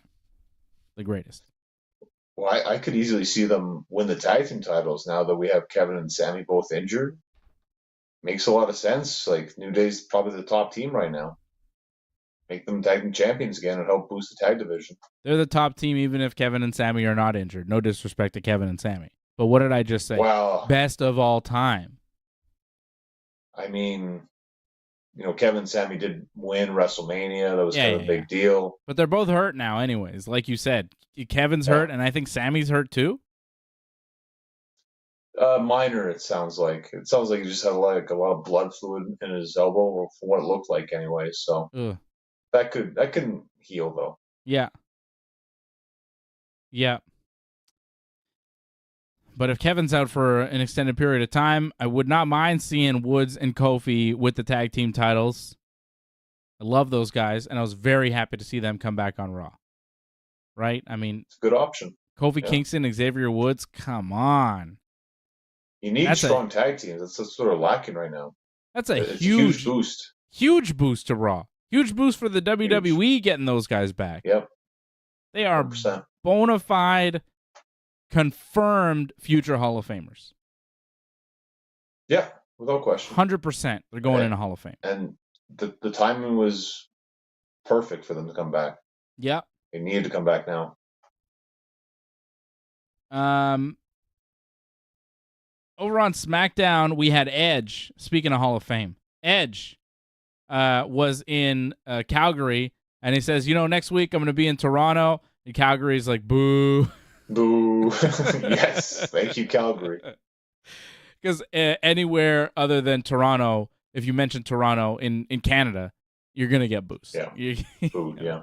Everybody in Canada dislikes Toronto except people in Toronto. People in Calgary were like, boo, which I think is so funny. And Edge is like, hey, if I'm in the ring, you can't boo Toronto. And they're like, all right, fine. So funny. Sorry, Antoinette. Antoinette's watching this from Toronto. I know she doesn't like that, right? But you know the deal. Antoinette's from Montreal, so she gets it. She knows the Calgary-Toronto beef. Is there Calgary-Toronto beef too? I thought it was Montreal-Toronto. I guess every other major city in Canada has beef with Toronto. Yeah, pretty much. It's funny. So, Edge says he wants to have his first ever one-on-one match next week with Sheamus, who he's never wrestled one-on-one before. And then 4 ways. Yeah, but it's never been one-on-one, according to Edge. Yeah. Maybe he was lying, but I think he's probably not. No, I think he's right. He's probably right. But I remember they've wrestled each other. Okay. But they will wrestle each other next week on SmackDown. Edge told this story about Sheamus being the guy who lit a fire under him because he did Sheamus's YouTube workout channel where Sheamus does the workouts of other wrestlers. Yeah. See, that's good. And he says they did like a mountain bike thing. Sheamus went to his house. They did a mountain biking workout that Edge did, and Edge fell off his bike and he took like a bump. And he said, it was in that moment where I said to myself, people are going to see me falling off this bike and think, how come this guy's not wrestling? And then he thought to himself, yeah, how come I'm not wrestling? So that is kind of what gave him the idea to come back and wrestle, is falling off the bike. Whether or not that story's true, I don't really know. It could just be for the match, but it felt real. And he says that when he decided he wanted to wrestle again, he called Sheamus, and he had Sheamus live with him on a property that he has, and they trained together, and they beat each other up, and he knew after training with Sheamus for a few days or a few sessions that he was ready to come back to the ring. So Sheamus was a big part of his comeback, and he told that whole story tonight. And then Sheamus and the Brawling Brutes came out, and they played the footage of Edge falling off the bike, and then Edge showed a picture of Sheamus on his daughter's bike looking a little silly, and they had some nice laughs, and they showed that they were real friends. And Sheamus then talked about how he was a bouncer back in Ireland in 2004, and he was trying to figure out if he should keep wrestling or, chase his dreams or just get a real job, and he just kind of, give up on it. And all the wrestlers came into the bar because they were on tour, and all the WWE guys came in, and Sheamus was the bouncer and was asking guys for advice, and everybody kind of brushed him off except for Edge, who sat down and talked to him and gave him advice. and bought him a pint of Guinness, which Sheamus said was a great honor and just, cemented Edge as a great guy forever. And so, Sheamus told his story about how, Edge is a big reason why I'm here today and I'm a wrestler. And it was like really a nice moment between Sheamus and Edge. It was a beautiful story of brotherhood in professional wrestling and, picking each other up when one guy's down. And it was very nice, really nice and felt very real. And it set up the match for next week very well. And it just shows you what two legends of professional wrestling can do in one night, in one 7-minute promo. They can get you emotionally invested for a match next week. And that's what a true master of pro wrestling is all about, talking you into the building, talking you into interest. And Sheamus and Edge, masters of their craft. Beautiful promo tonight. Like, perfect. And the match next week is going to be badass. Sheamus versus Edge in Toronto? Yup. Mm-hmm. Sign me up. I mean, I like the idea, but it's still lacking heat, though. Because now they both go in as baby faces. Mm-hmm. And like, obviously, Edge will get cheered more, but you don't want to really hate Sheamus the way they built this. So it takes away a lot of the energy that match could possibly have. Like, I feel it's a bit of a miss, actually. Come on. It sounds like they had something there. You know just as well as I do that if you're really good and you know what you're doing, you could turn up the heat a little bit during the match, and you could turn a babyface on babyface match into something that really gets the crowd going and gets you invested. I know we're not supposed to bring up Chris Benoit, but Chris Benoit and Bret Hart, the Owen Hart memorial match that they had on Nitro there, that match, I mean, you could say had zero heat going into it, but they made it into a wrestling contest. Though. Yeah, but when they started throwing strikes at each other, you knew shit was on. You know what I'm saying? Like, that's, to me, the greatest one of those types of matches where it's like two baby faces and they're just pure wrestling, but something happens in the match where, somebody throws a live chop or whatever, and then it gets more intense. Like, they could do that. Not the same. Of course, it's not the same. Like, no one died here. No. But no. It can be done. And Edge is a great Canadian wrestler, just like Bret Hart. Thought I was going to say the other. I mean, it's going to have heat. I mean, people will be into everything Edge does. It doesn't really matter. But I'm just saying, they won't really hate Sheamus that much. I mean, they'll boo a little bit. In Toronto? Really. In Toronto, though? I mean, they're going to be fully behind Edge, no matter how good of a friend Sheamus is to Edge. But that's it. Like, then at least get them some heat on Edge. Then let people hate on you. Like, you can really add more energy to that if you had a true villain. But if it's just two faces, it's like, yeah, it's still going to be good, but it's not going to have the same kind of emotion, that same kind of impact you could have if it's good versus evil. It's someone you really want Edge to beat. If you just beat somebody that, he kind of respects, it's like, it's nice to see, but I'm not dying to see him beat Sheamus. Yeah, but you want to see Edge wrestle, and Edge versus Sheamus is a good match. You know what I mean? I'm saying that they lost something here. They could have had something more here, and this could be big. I feel like they missed something. I think it's hard to build something where you think they really hate each other in one promo.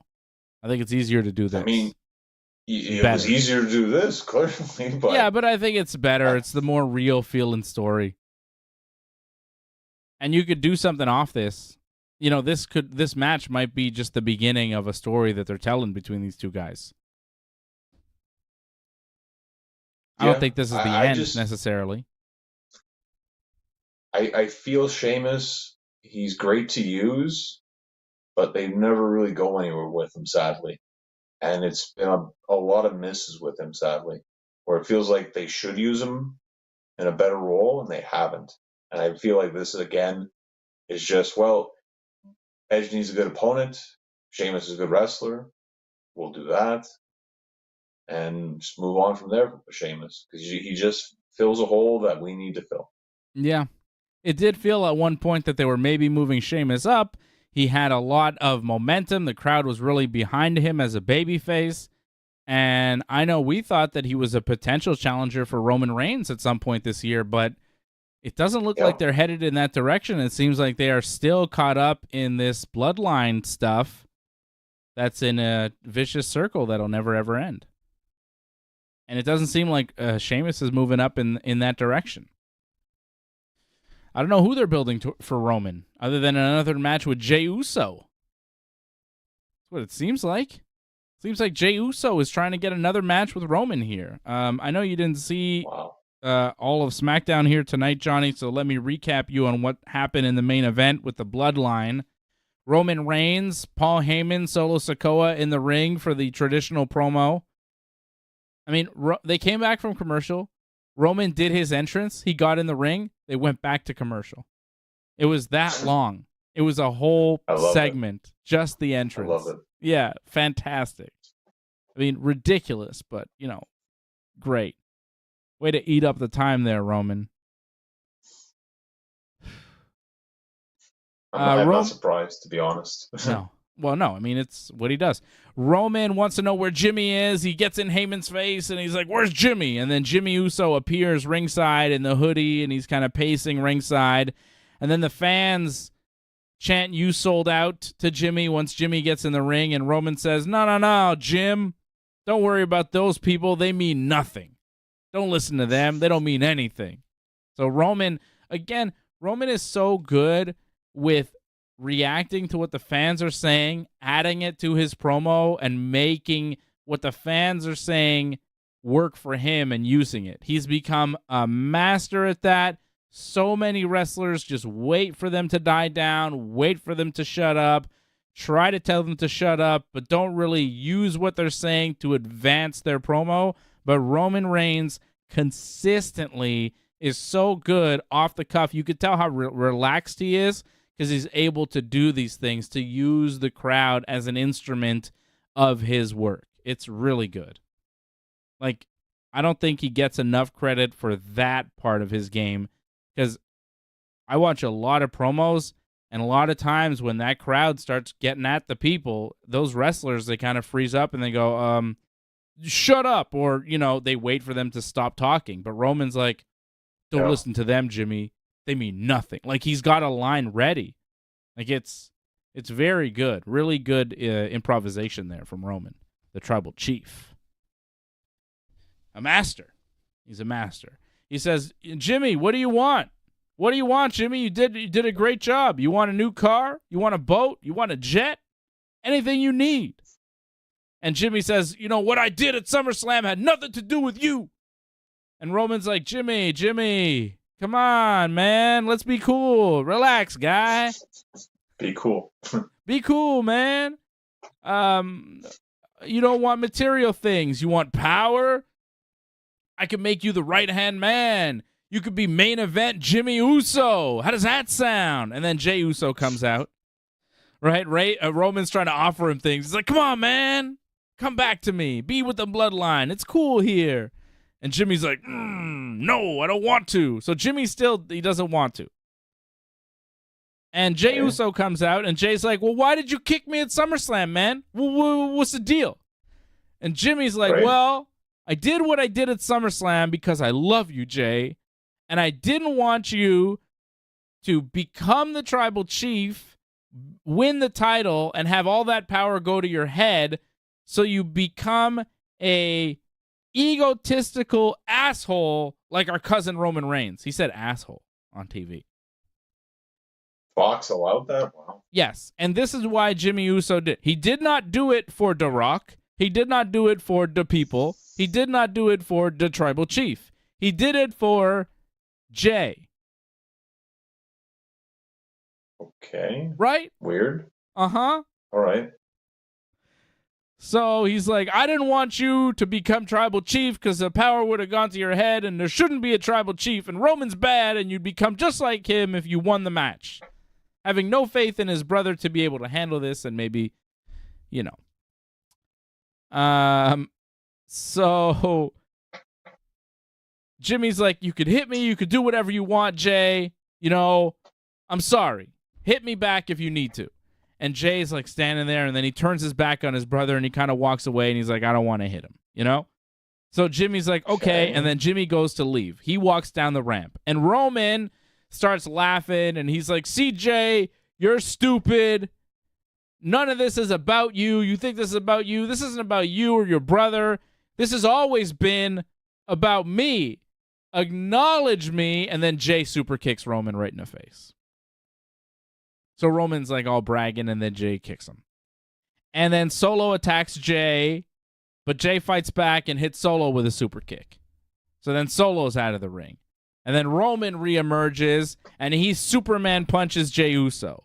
And then he's setting up for the spear, and he's setting up for the spear, and he's setting up for the spear, and Jimmy's down the ramp, and you think Jimmy's going to come help his brother, but he doesn't. Ooh-ah! Waiting. And then he goes to spear Jay, but Jay, of course, is ready for it, super kicks Roman, and hits Roman with a spear. So he drops Roman. And then Jay says, Jimmy, come back to the ring. So Jimmy's like, what? And Jimmy goes in for the hug, and Jay looks like he's going to hug him, and then he turns the hug into a super kick, and he super kicks Jimmy. Revenge.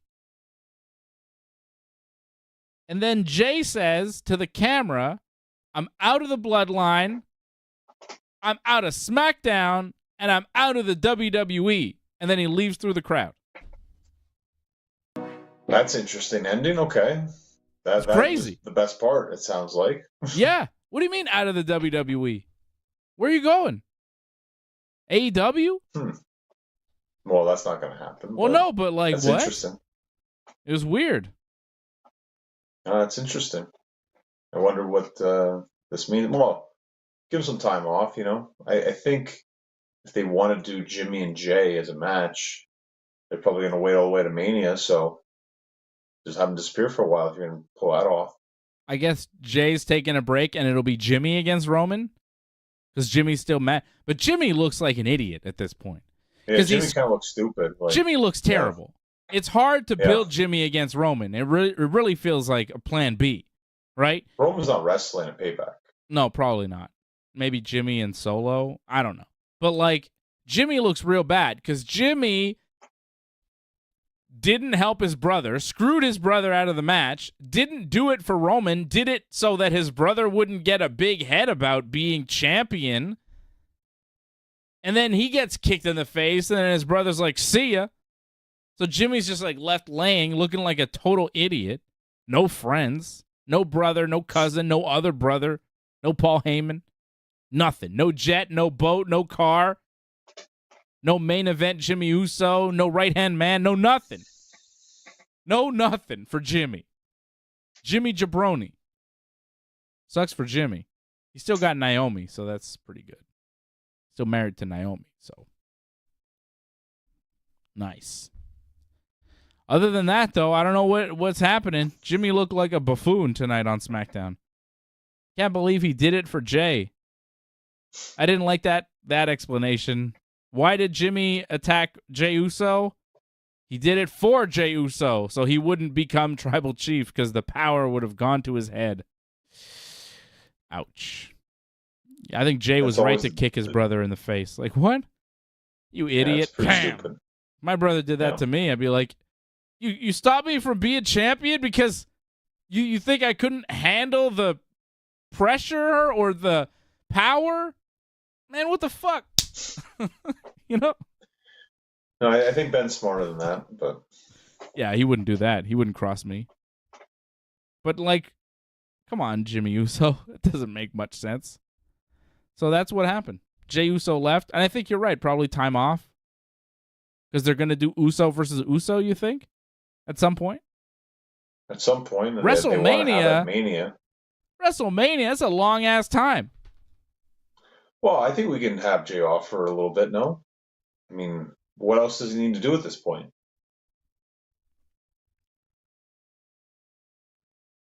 I don't know, but like, how do you keep it going? I'd have Jay come back maybe at the Rumble. Okay.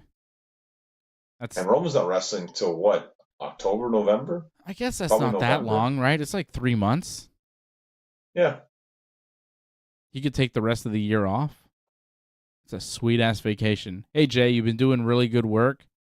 Take the rest of August, September, October, November, and December off. Really, though? That's a lot of... They're not just giving him that much time off. Nobody gets that much time off unless they're actually injured. He's not just getting a break. That's a stupid long break. Roman doesn't even get a break like that. Fucking Brock doesn't even get a break that long. Like, that's a lot. Okay, he does, but true. Only Brock, okay? But, like, you know what I mean? Who's Jey Uso? The Undertaker? Like, what? He's not taking off till January, man. No way. They're not giving him that time till January unless he has to go to rehab or he's hurt or, you know what I mean? Well, apparently Roman's hurt, so. Yeah, apparently Roman's hurt.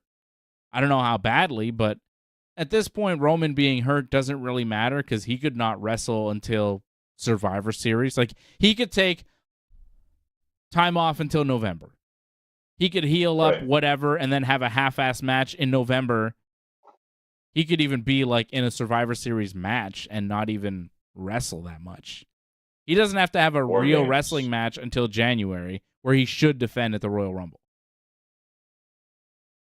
Well, again, there's challenges for him. I think they'll build up LA Knight. He'll be a challenger eventually. There's always that Bad Bunny match. I don't think LA Knight at the Rumble. Well, who do you do Roman versus who at the Rumble? Because that's probably Roman's next big one.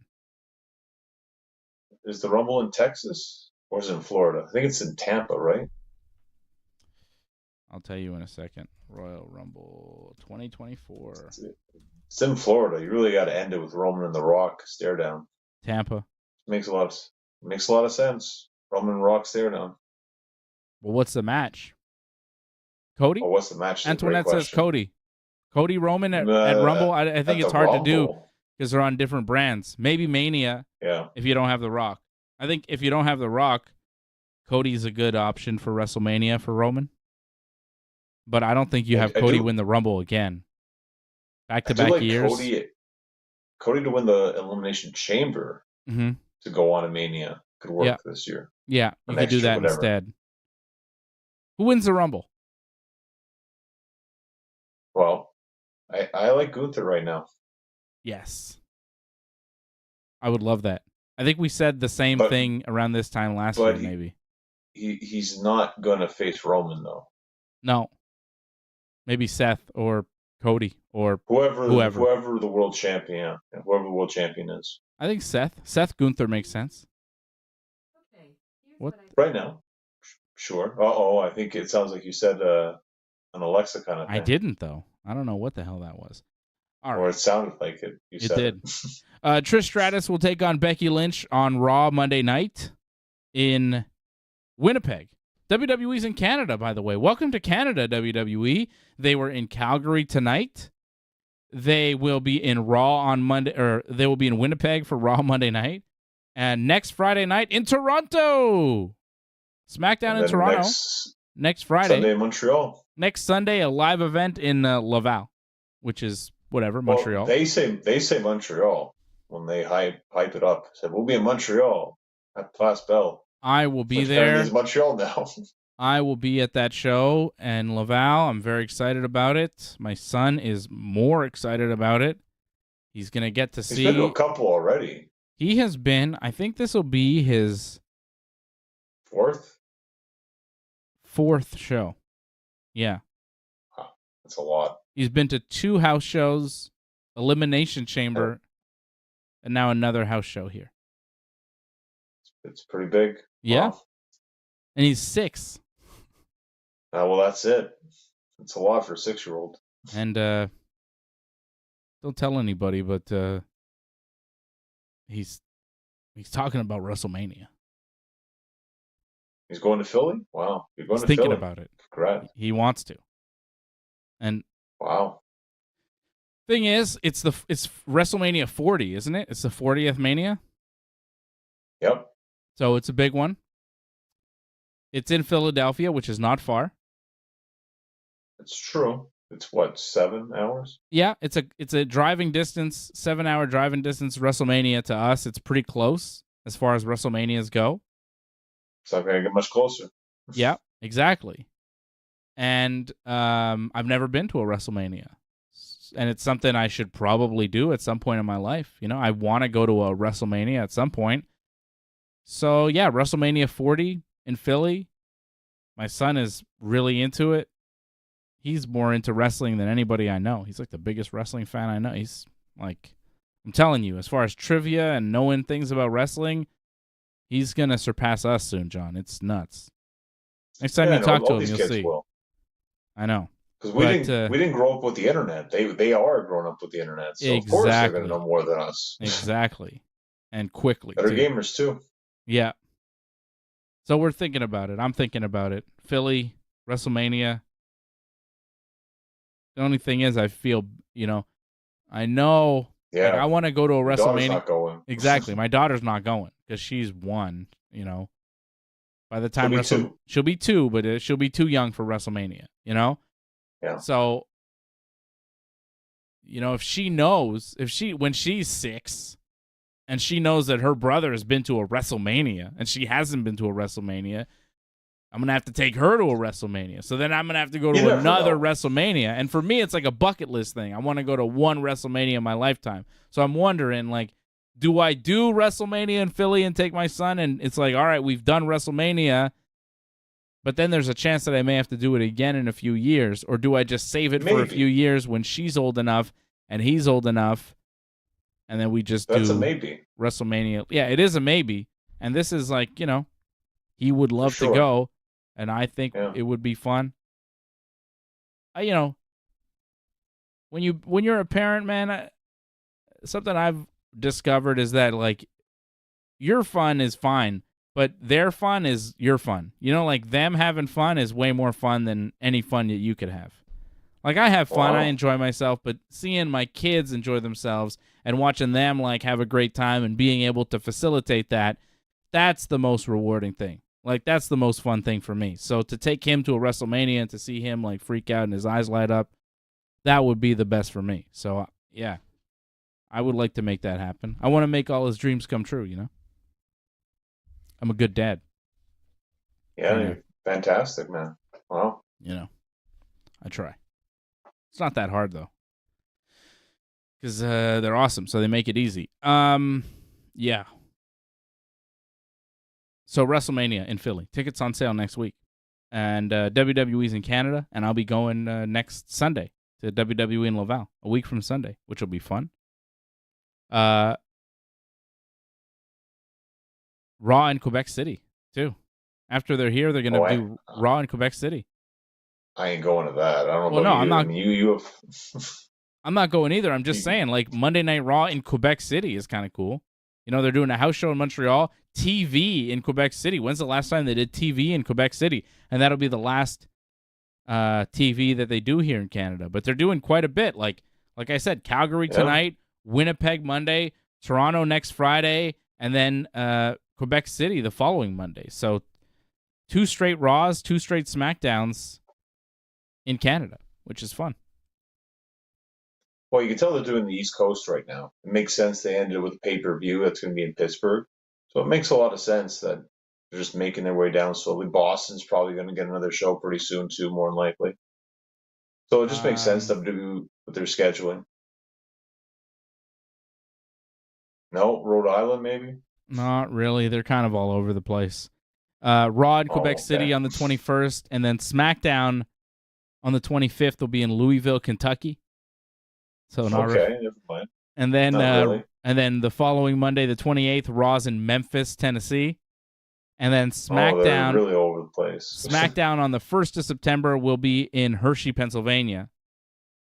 All right, well, we're getting back there. And then the next night, September 2nd, is Payback in Pittsburgh. Right. So, not really because they're in Quebec City, but then they're not going from Quebec City to Pennsylvania. They're going from Quebec City to Louisville, Kentucky, to Memphis, Tennessee, back to Pennsylvania. I mean, they're all over the place. But they go back home in between. You know what I mean? So it's really like Quebec City to Tampa to Louisville. Shows how powerful they are. They can just jump around instead of just sticking to one area.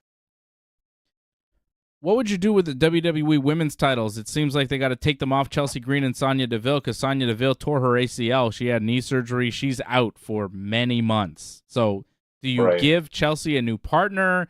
Do you have new Do you just have her drop the belts? What do you do? I mean, because you just recently went through this where there was an injury and with you Liv Morgan, made your tag champ. Yeah. So, I mean, precedent, like just the fact that it happened already. You can't just set a new one. This has happened already, so you have to do the whole tournament again or something to crown new champions. You can't just let her have a partner because you didn't do that for Raquel. Yeah, but who cares? It's WWE. It's all fake anyways. I say give Lacey Evans a shot and have Lacey Evans be Chelsea Green's new partner and just give Lacey Evans a little bit of a reboot. Take her off SmackDown if she's even still on SmackDown. Put her on Raw. She is on SmackDown. Yeah, but not really. I'd say just put her on Raw. Have her team with with Chelsea Green. If they maybe make them defend their belts. Say, okay, Chelsea, you're in a match for the vacant belts, and have them win, and then do Chelsea and Lacey. Because really, what else? What else are you gonna do? Like, I'm struggling to find a suitable partner even for Chelsea Green. And then if you don't find her a partner, who are the champions? Zoe and Trish, maybe? If Trish is sticking around, which I don't know. That's a good contender. I would have liked that Fire and Dawn team that just disappeared after they lost their NXT tag titles. I mean, you have some teams out there. If you just look hard enough, you have them. Remember, NXT was supposed to be included in all these teams as well, so there's some form of teams down there, no? Something. You can do something with this. It doesn't need to just be like, oh, switch the partners and that's it. It can actually be something, but they've never actually built their tag team division. But if they work on it, they can. They have enough women to do it. But currently, if you're going to take the belts off Chelsea and Sonya, which you probably have to do, what is the plan A now? Because Fire and Dawn, we haven't seen them since they lost the belts to Ronda and Shayna, which is months ago. Katana Chance and Kaden Carter were another one of those NXT teams that they brought up. We haven't seen them in a while. They don't have many options. No. Well, who's over right now for the women? If you think about it, Bayley and Io. It feels like. Well, I was thinking more if you're not going to give the title to Charlotte, give Charlotte a partner because Charlotte's always over. Yeah.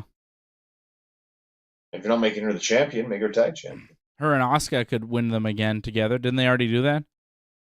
Yeah, well, it's weird because now they're feuding, right? But I get your idea with that, but I give Charlotte someone else. How about how about Rhea Ripley? How about Rhea Ripley becomes Chelsea Green's tag team partner? Rhea Ripley just goes, I don't like you, Raquel Rodriguez. I'm going to show you that I can just drag this one around and I'll be tag team champions by myself pretty much. And Rhea just kind of dominates over Chelsea Green, and Chelsea's excited about Rhea but also terrified of her. And I think you could do something kind of fun with Rhea Ripley. Because you asked me who's over. Rhea's over as hell. Yes, but she's already got her own thing going on with so many different things. Do more. She's all of Raw. Do more. I think her and Chelsea Green will be a funny tag team. Yeah, I don't think there's too much ridiculousness with Judgment Day. You don't need to add more ridiculousness. I don't think it's necessary whatsoever. There's other women on the roster you could do something with. Some other people are over. I just feel that they're more over on SmackDown right now. It's hard to figure a way to put Charlotte in there because she really doesn't have any friends. Charlotte and Bianca beat Sonya and Chelsea. That's true. So they should be top contenders right now. Yep. But who's chasing Io? Because Io's the champion right now. She's on SmackDown. You got Bianca, you got Asuka, you got Charlotte. Who's the challenger to Io Sky? And then I say you take the other two, make them tag team champions. Is it Yeah, Asuka? but they can still challenge. They can still challenge and still be champions too. I guess. I mean, I don't think they mind wrestling a lot. Yeah. Well. All right. Speaking of Rhea Ripley, congratulations to Rhea Ripley. She got engaged this week to Buddy Matthews. So they are engaged to be married. Congrats, yeah. It's nice WWE acknowledged it too. Did they? I didn't see that. I'm pretty sure they did. Nice. Despite the storyline, they still acknowledge it too. They've come a long way to congratulating Renee on the birth of her baby. Yes. Well, they're still petty, but at least they're okay with something like this, I guess. I'll never forget that. That was the best. That was when Vince was still fully in charge of everything. I think they've kind of softened on some of those things, but when they I think congratulations to Renee on the birth of her baby. What about your former WWE champion who's the father? Who? But there's difference though. I think there was a bit of heat with Moxley. Was there? He said some things because they did everything they could on the way out to treat him like gold. They gave him like 1 million farewells. Very nice. How was their heat? He kind of buried Vince. Yeah, kind of. You read his book. Yeah. He kind of buried Vince in this book. In podcast too, after the fact. Podcast too. Actually, a lot of places. Yeah. So I can understand why they didn't give him any over in that one. Any over in the congratulations of his child. Any over. What a wrestling way to put it, John. Fantastic. Shout out Jason Pete. Shout out Ray Cruz. Ray Cruz says, tag team tournament? Maybe. Also talk of Kairi Sane re-signing with WWE. Her and Asuka were the Kabuki Warriors. Maybe they re-sign her. Ray Cruz is saying they re-signed Kairi Sane, or there's talk that they re-signed her, which I saw too. Maybe her and Asuka become tag team champions again. I mean, it's a fine option than half a set of champions right now, right? With no Sonya, I don't know what else you do. You got to do something. It's something. Yeah. Again, Charlotte and Bianca, I think, is the best choice right now as tag champs. If they aren't champions, they should be tag champions. I would vote for Rhea Ripley being Chelsea's partner, but Charlotte and Bianca is not bad either. I would stop overdoing Judgment Day. I don't think you do. Please. I think you need more Rhea Ripley. Less Finn, more Rhea. I think just less Judgment Day period, to be honest. It's way overdone. I disagree. It hurts Raw a lot. I disagree. I don't think you have much else. It main events all the time. It's just really getting boring watching the main events. And it's sad because Cody's in there. Cody's really good. But it's still Judgment Day. It's just the same thing over and over again. It is. It is. But that's Raw. I mean, if it's not them in that spot, it's going to be somebody else. It's what they do. Change it up. Change it up. Oh. Like, Roman's still the same and he's still good. But give him a little bit of a break, and then when he comes back, it's like brand new again. I mean, it's kind of the same thing every week with the bloodline and the drama and it's similar. It's still the best thing, though. It's much better than Judgment Day. Blows Judgment Day away. Well, they do better wrestling acting, for sure, in the bloodline. Without question. Jason Pete says he agrees with Johnny here. You got to change it up with the Judgment Day. It is a lot of Judgment Day. I like Rhea Ripley, though. I don't think you necessarily need less Rhea, just maybe less of the rest of the guys. Sure. You know. I'll give you that, yeah. Rhea didn't even wrestle this week. She barely wrestles. Not enough Rhea, as far as I'm concerned. Too much Dominic Mysterio wrestling, not enough Rhea Ripley. Again, because he's around.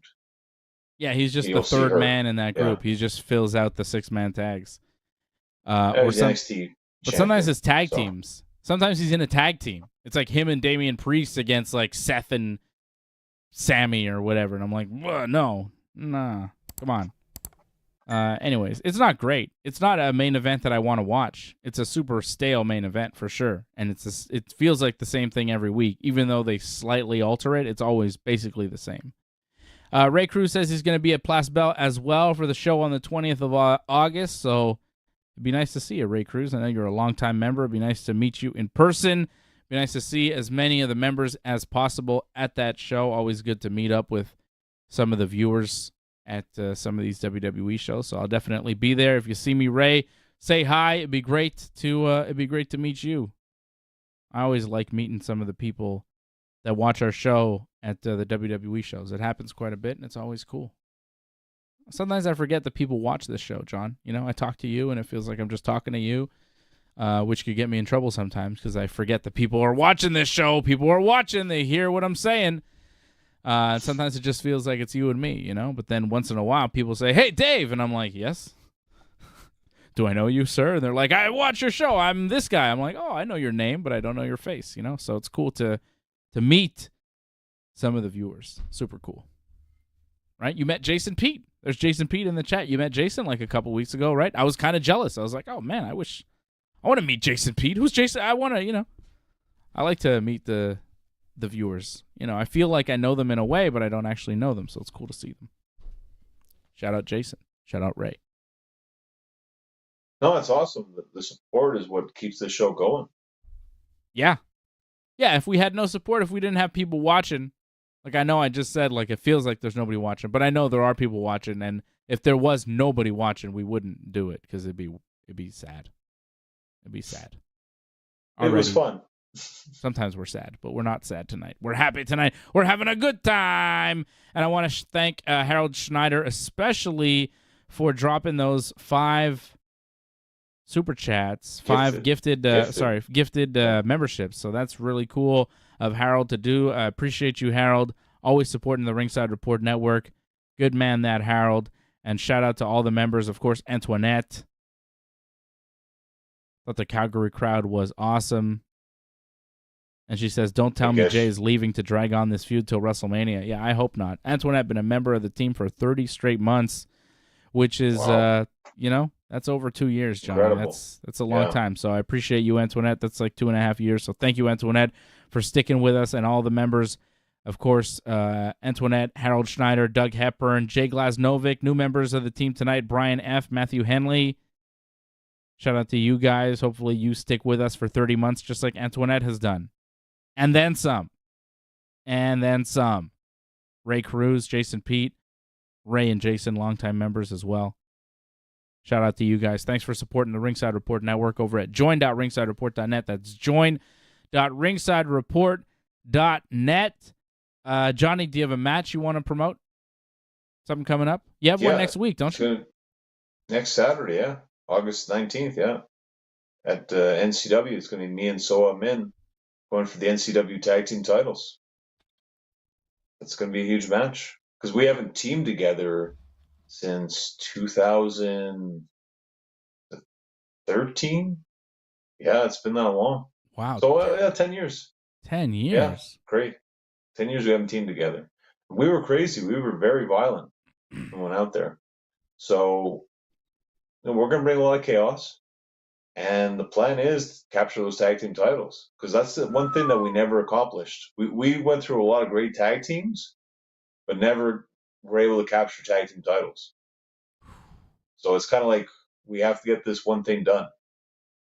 And that's the plan next Saturday. You have been NCW Tag Team Champion before, though, have you not? With Soa Min, that never happened. No, not with Soa, but you, Johnny North, you have been, right? Not Johnny North? Some people would say that. Right. Some people would say that. Not necessarily you, but maybe somebody that looks like you? You know, I may have held the title for him, and you may have seen the background for a couple of months. But, I have not held it in NCW officially, actually. I don't think they'll actually officially said that I held it. So the plan is to finally make that official this Saturday. And this will be next Saturday, actually. Genesis? Johnny North? It should be, if I'm not mistaken, or it might just be Johnny North. I'm not sure exactly how they promoted it, but it will be me. And Soa Amin. Right now, can we say that Soa Amin has an alias? It's the alter ego of Drew Onyx, yeah. Okay. You can say that. I didn't know. I didn't know if we were allowed to say that. You can say that. It's fine. Okay. Everyone has their Jekyll and Hyde. That's what he has. Yeah. which is cool to see you teaming with this man, because I know you and Drew have had the battles against each other, and to see you guys on the same side is like, my God. I can't imagine you guys not winning the NCW tag team titles, because I can't fathom another tag team as big, strong, and deadly as you two guys. You guys are monsters. Who's going to mess with you? Who's going to mess with Big Soa and Big Johnny? I'd say nobody. Nobody in NCW. Those titles are as good as one. So congratulations in advance. Appreciate that. Well, next Saturday we'll find out against the Cassidy brothers. They're the tag team champions. They've been tag team champions. They only won them, I think, recently, back in May, if I'm not mistaken. Wow. But it's time for that reign to come to an end. Well, the children of Orange Cassidy are going down. Those Cassidy brothers will not know what hit them. Their daddy Orange will be spitting out his orange juice on Saturday night when Soa Amin and Johnny North take them to school. Cassidy brothers. Do they put their hands in their pockets too? Like daddy? Like their daddy? They're much different. Much different. They're more into heavy metal, so... Oh, the Rebels. Much they different. Branched out from their indie rock father. Went into the heavy metal. I see. Very cool. Very cool. All right, and that's it. I will be back here Thursday night, 8 p.m. for Ringside Report MMA, when we will be previewing UFC 292, a big UFC pay-per-view coming up next Saturday. We'll do the watch-along for that next Saturday night here on the Ringside Report Network. And then Johnny will be back with me next Friday night, 10 p.m. Eastern Time, right after Smackdown, for more Wrestling Uncensored right here on the Ringside Report Network. Thanks for sticking with us to the end. We would really appreciate it if you could help us spread the word. Please share this episode on whichever social media platform you use. Add a comment below and consider reviewing us on Apple Podcasts. We are an audience-supported network, so consider becoming a recurring supporter at membership.ringsidereport.net. Check out our website at ringsidereport.net. Hope to see you again next time, and have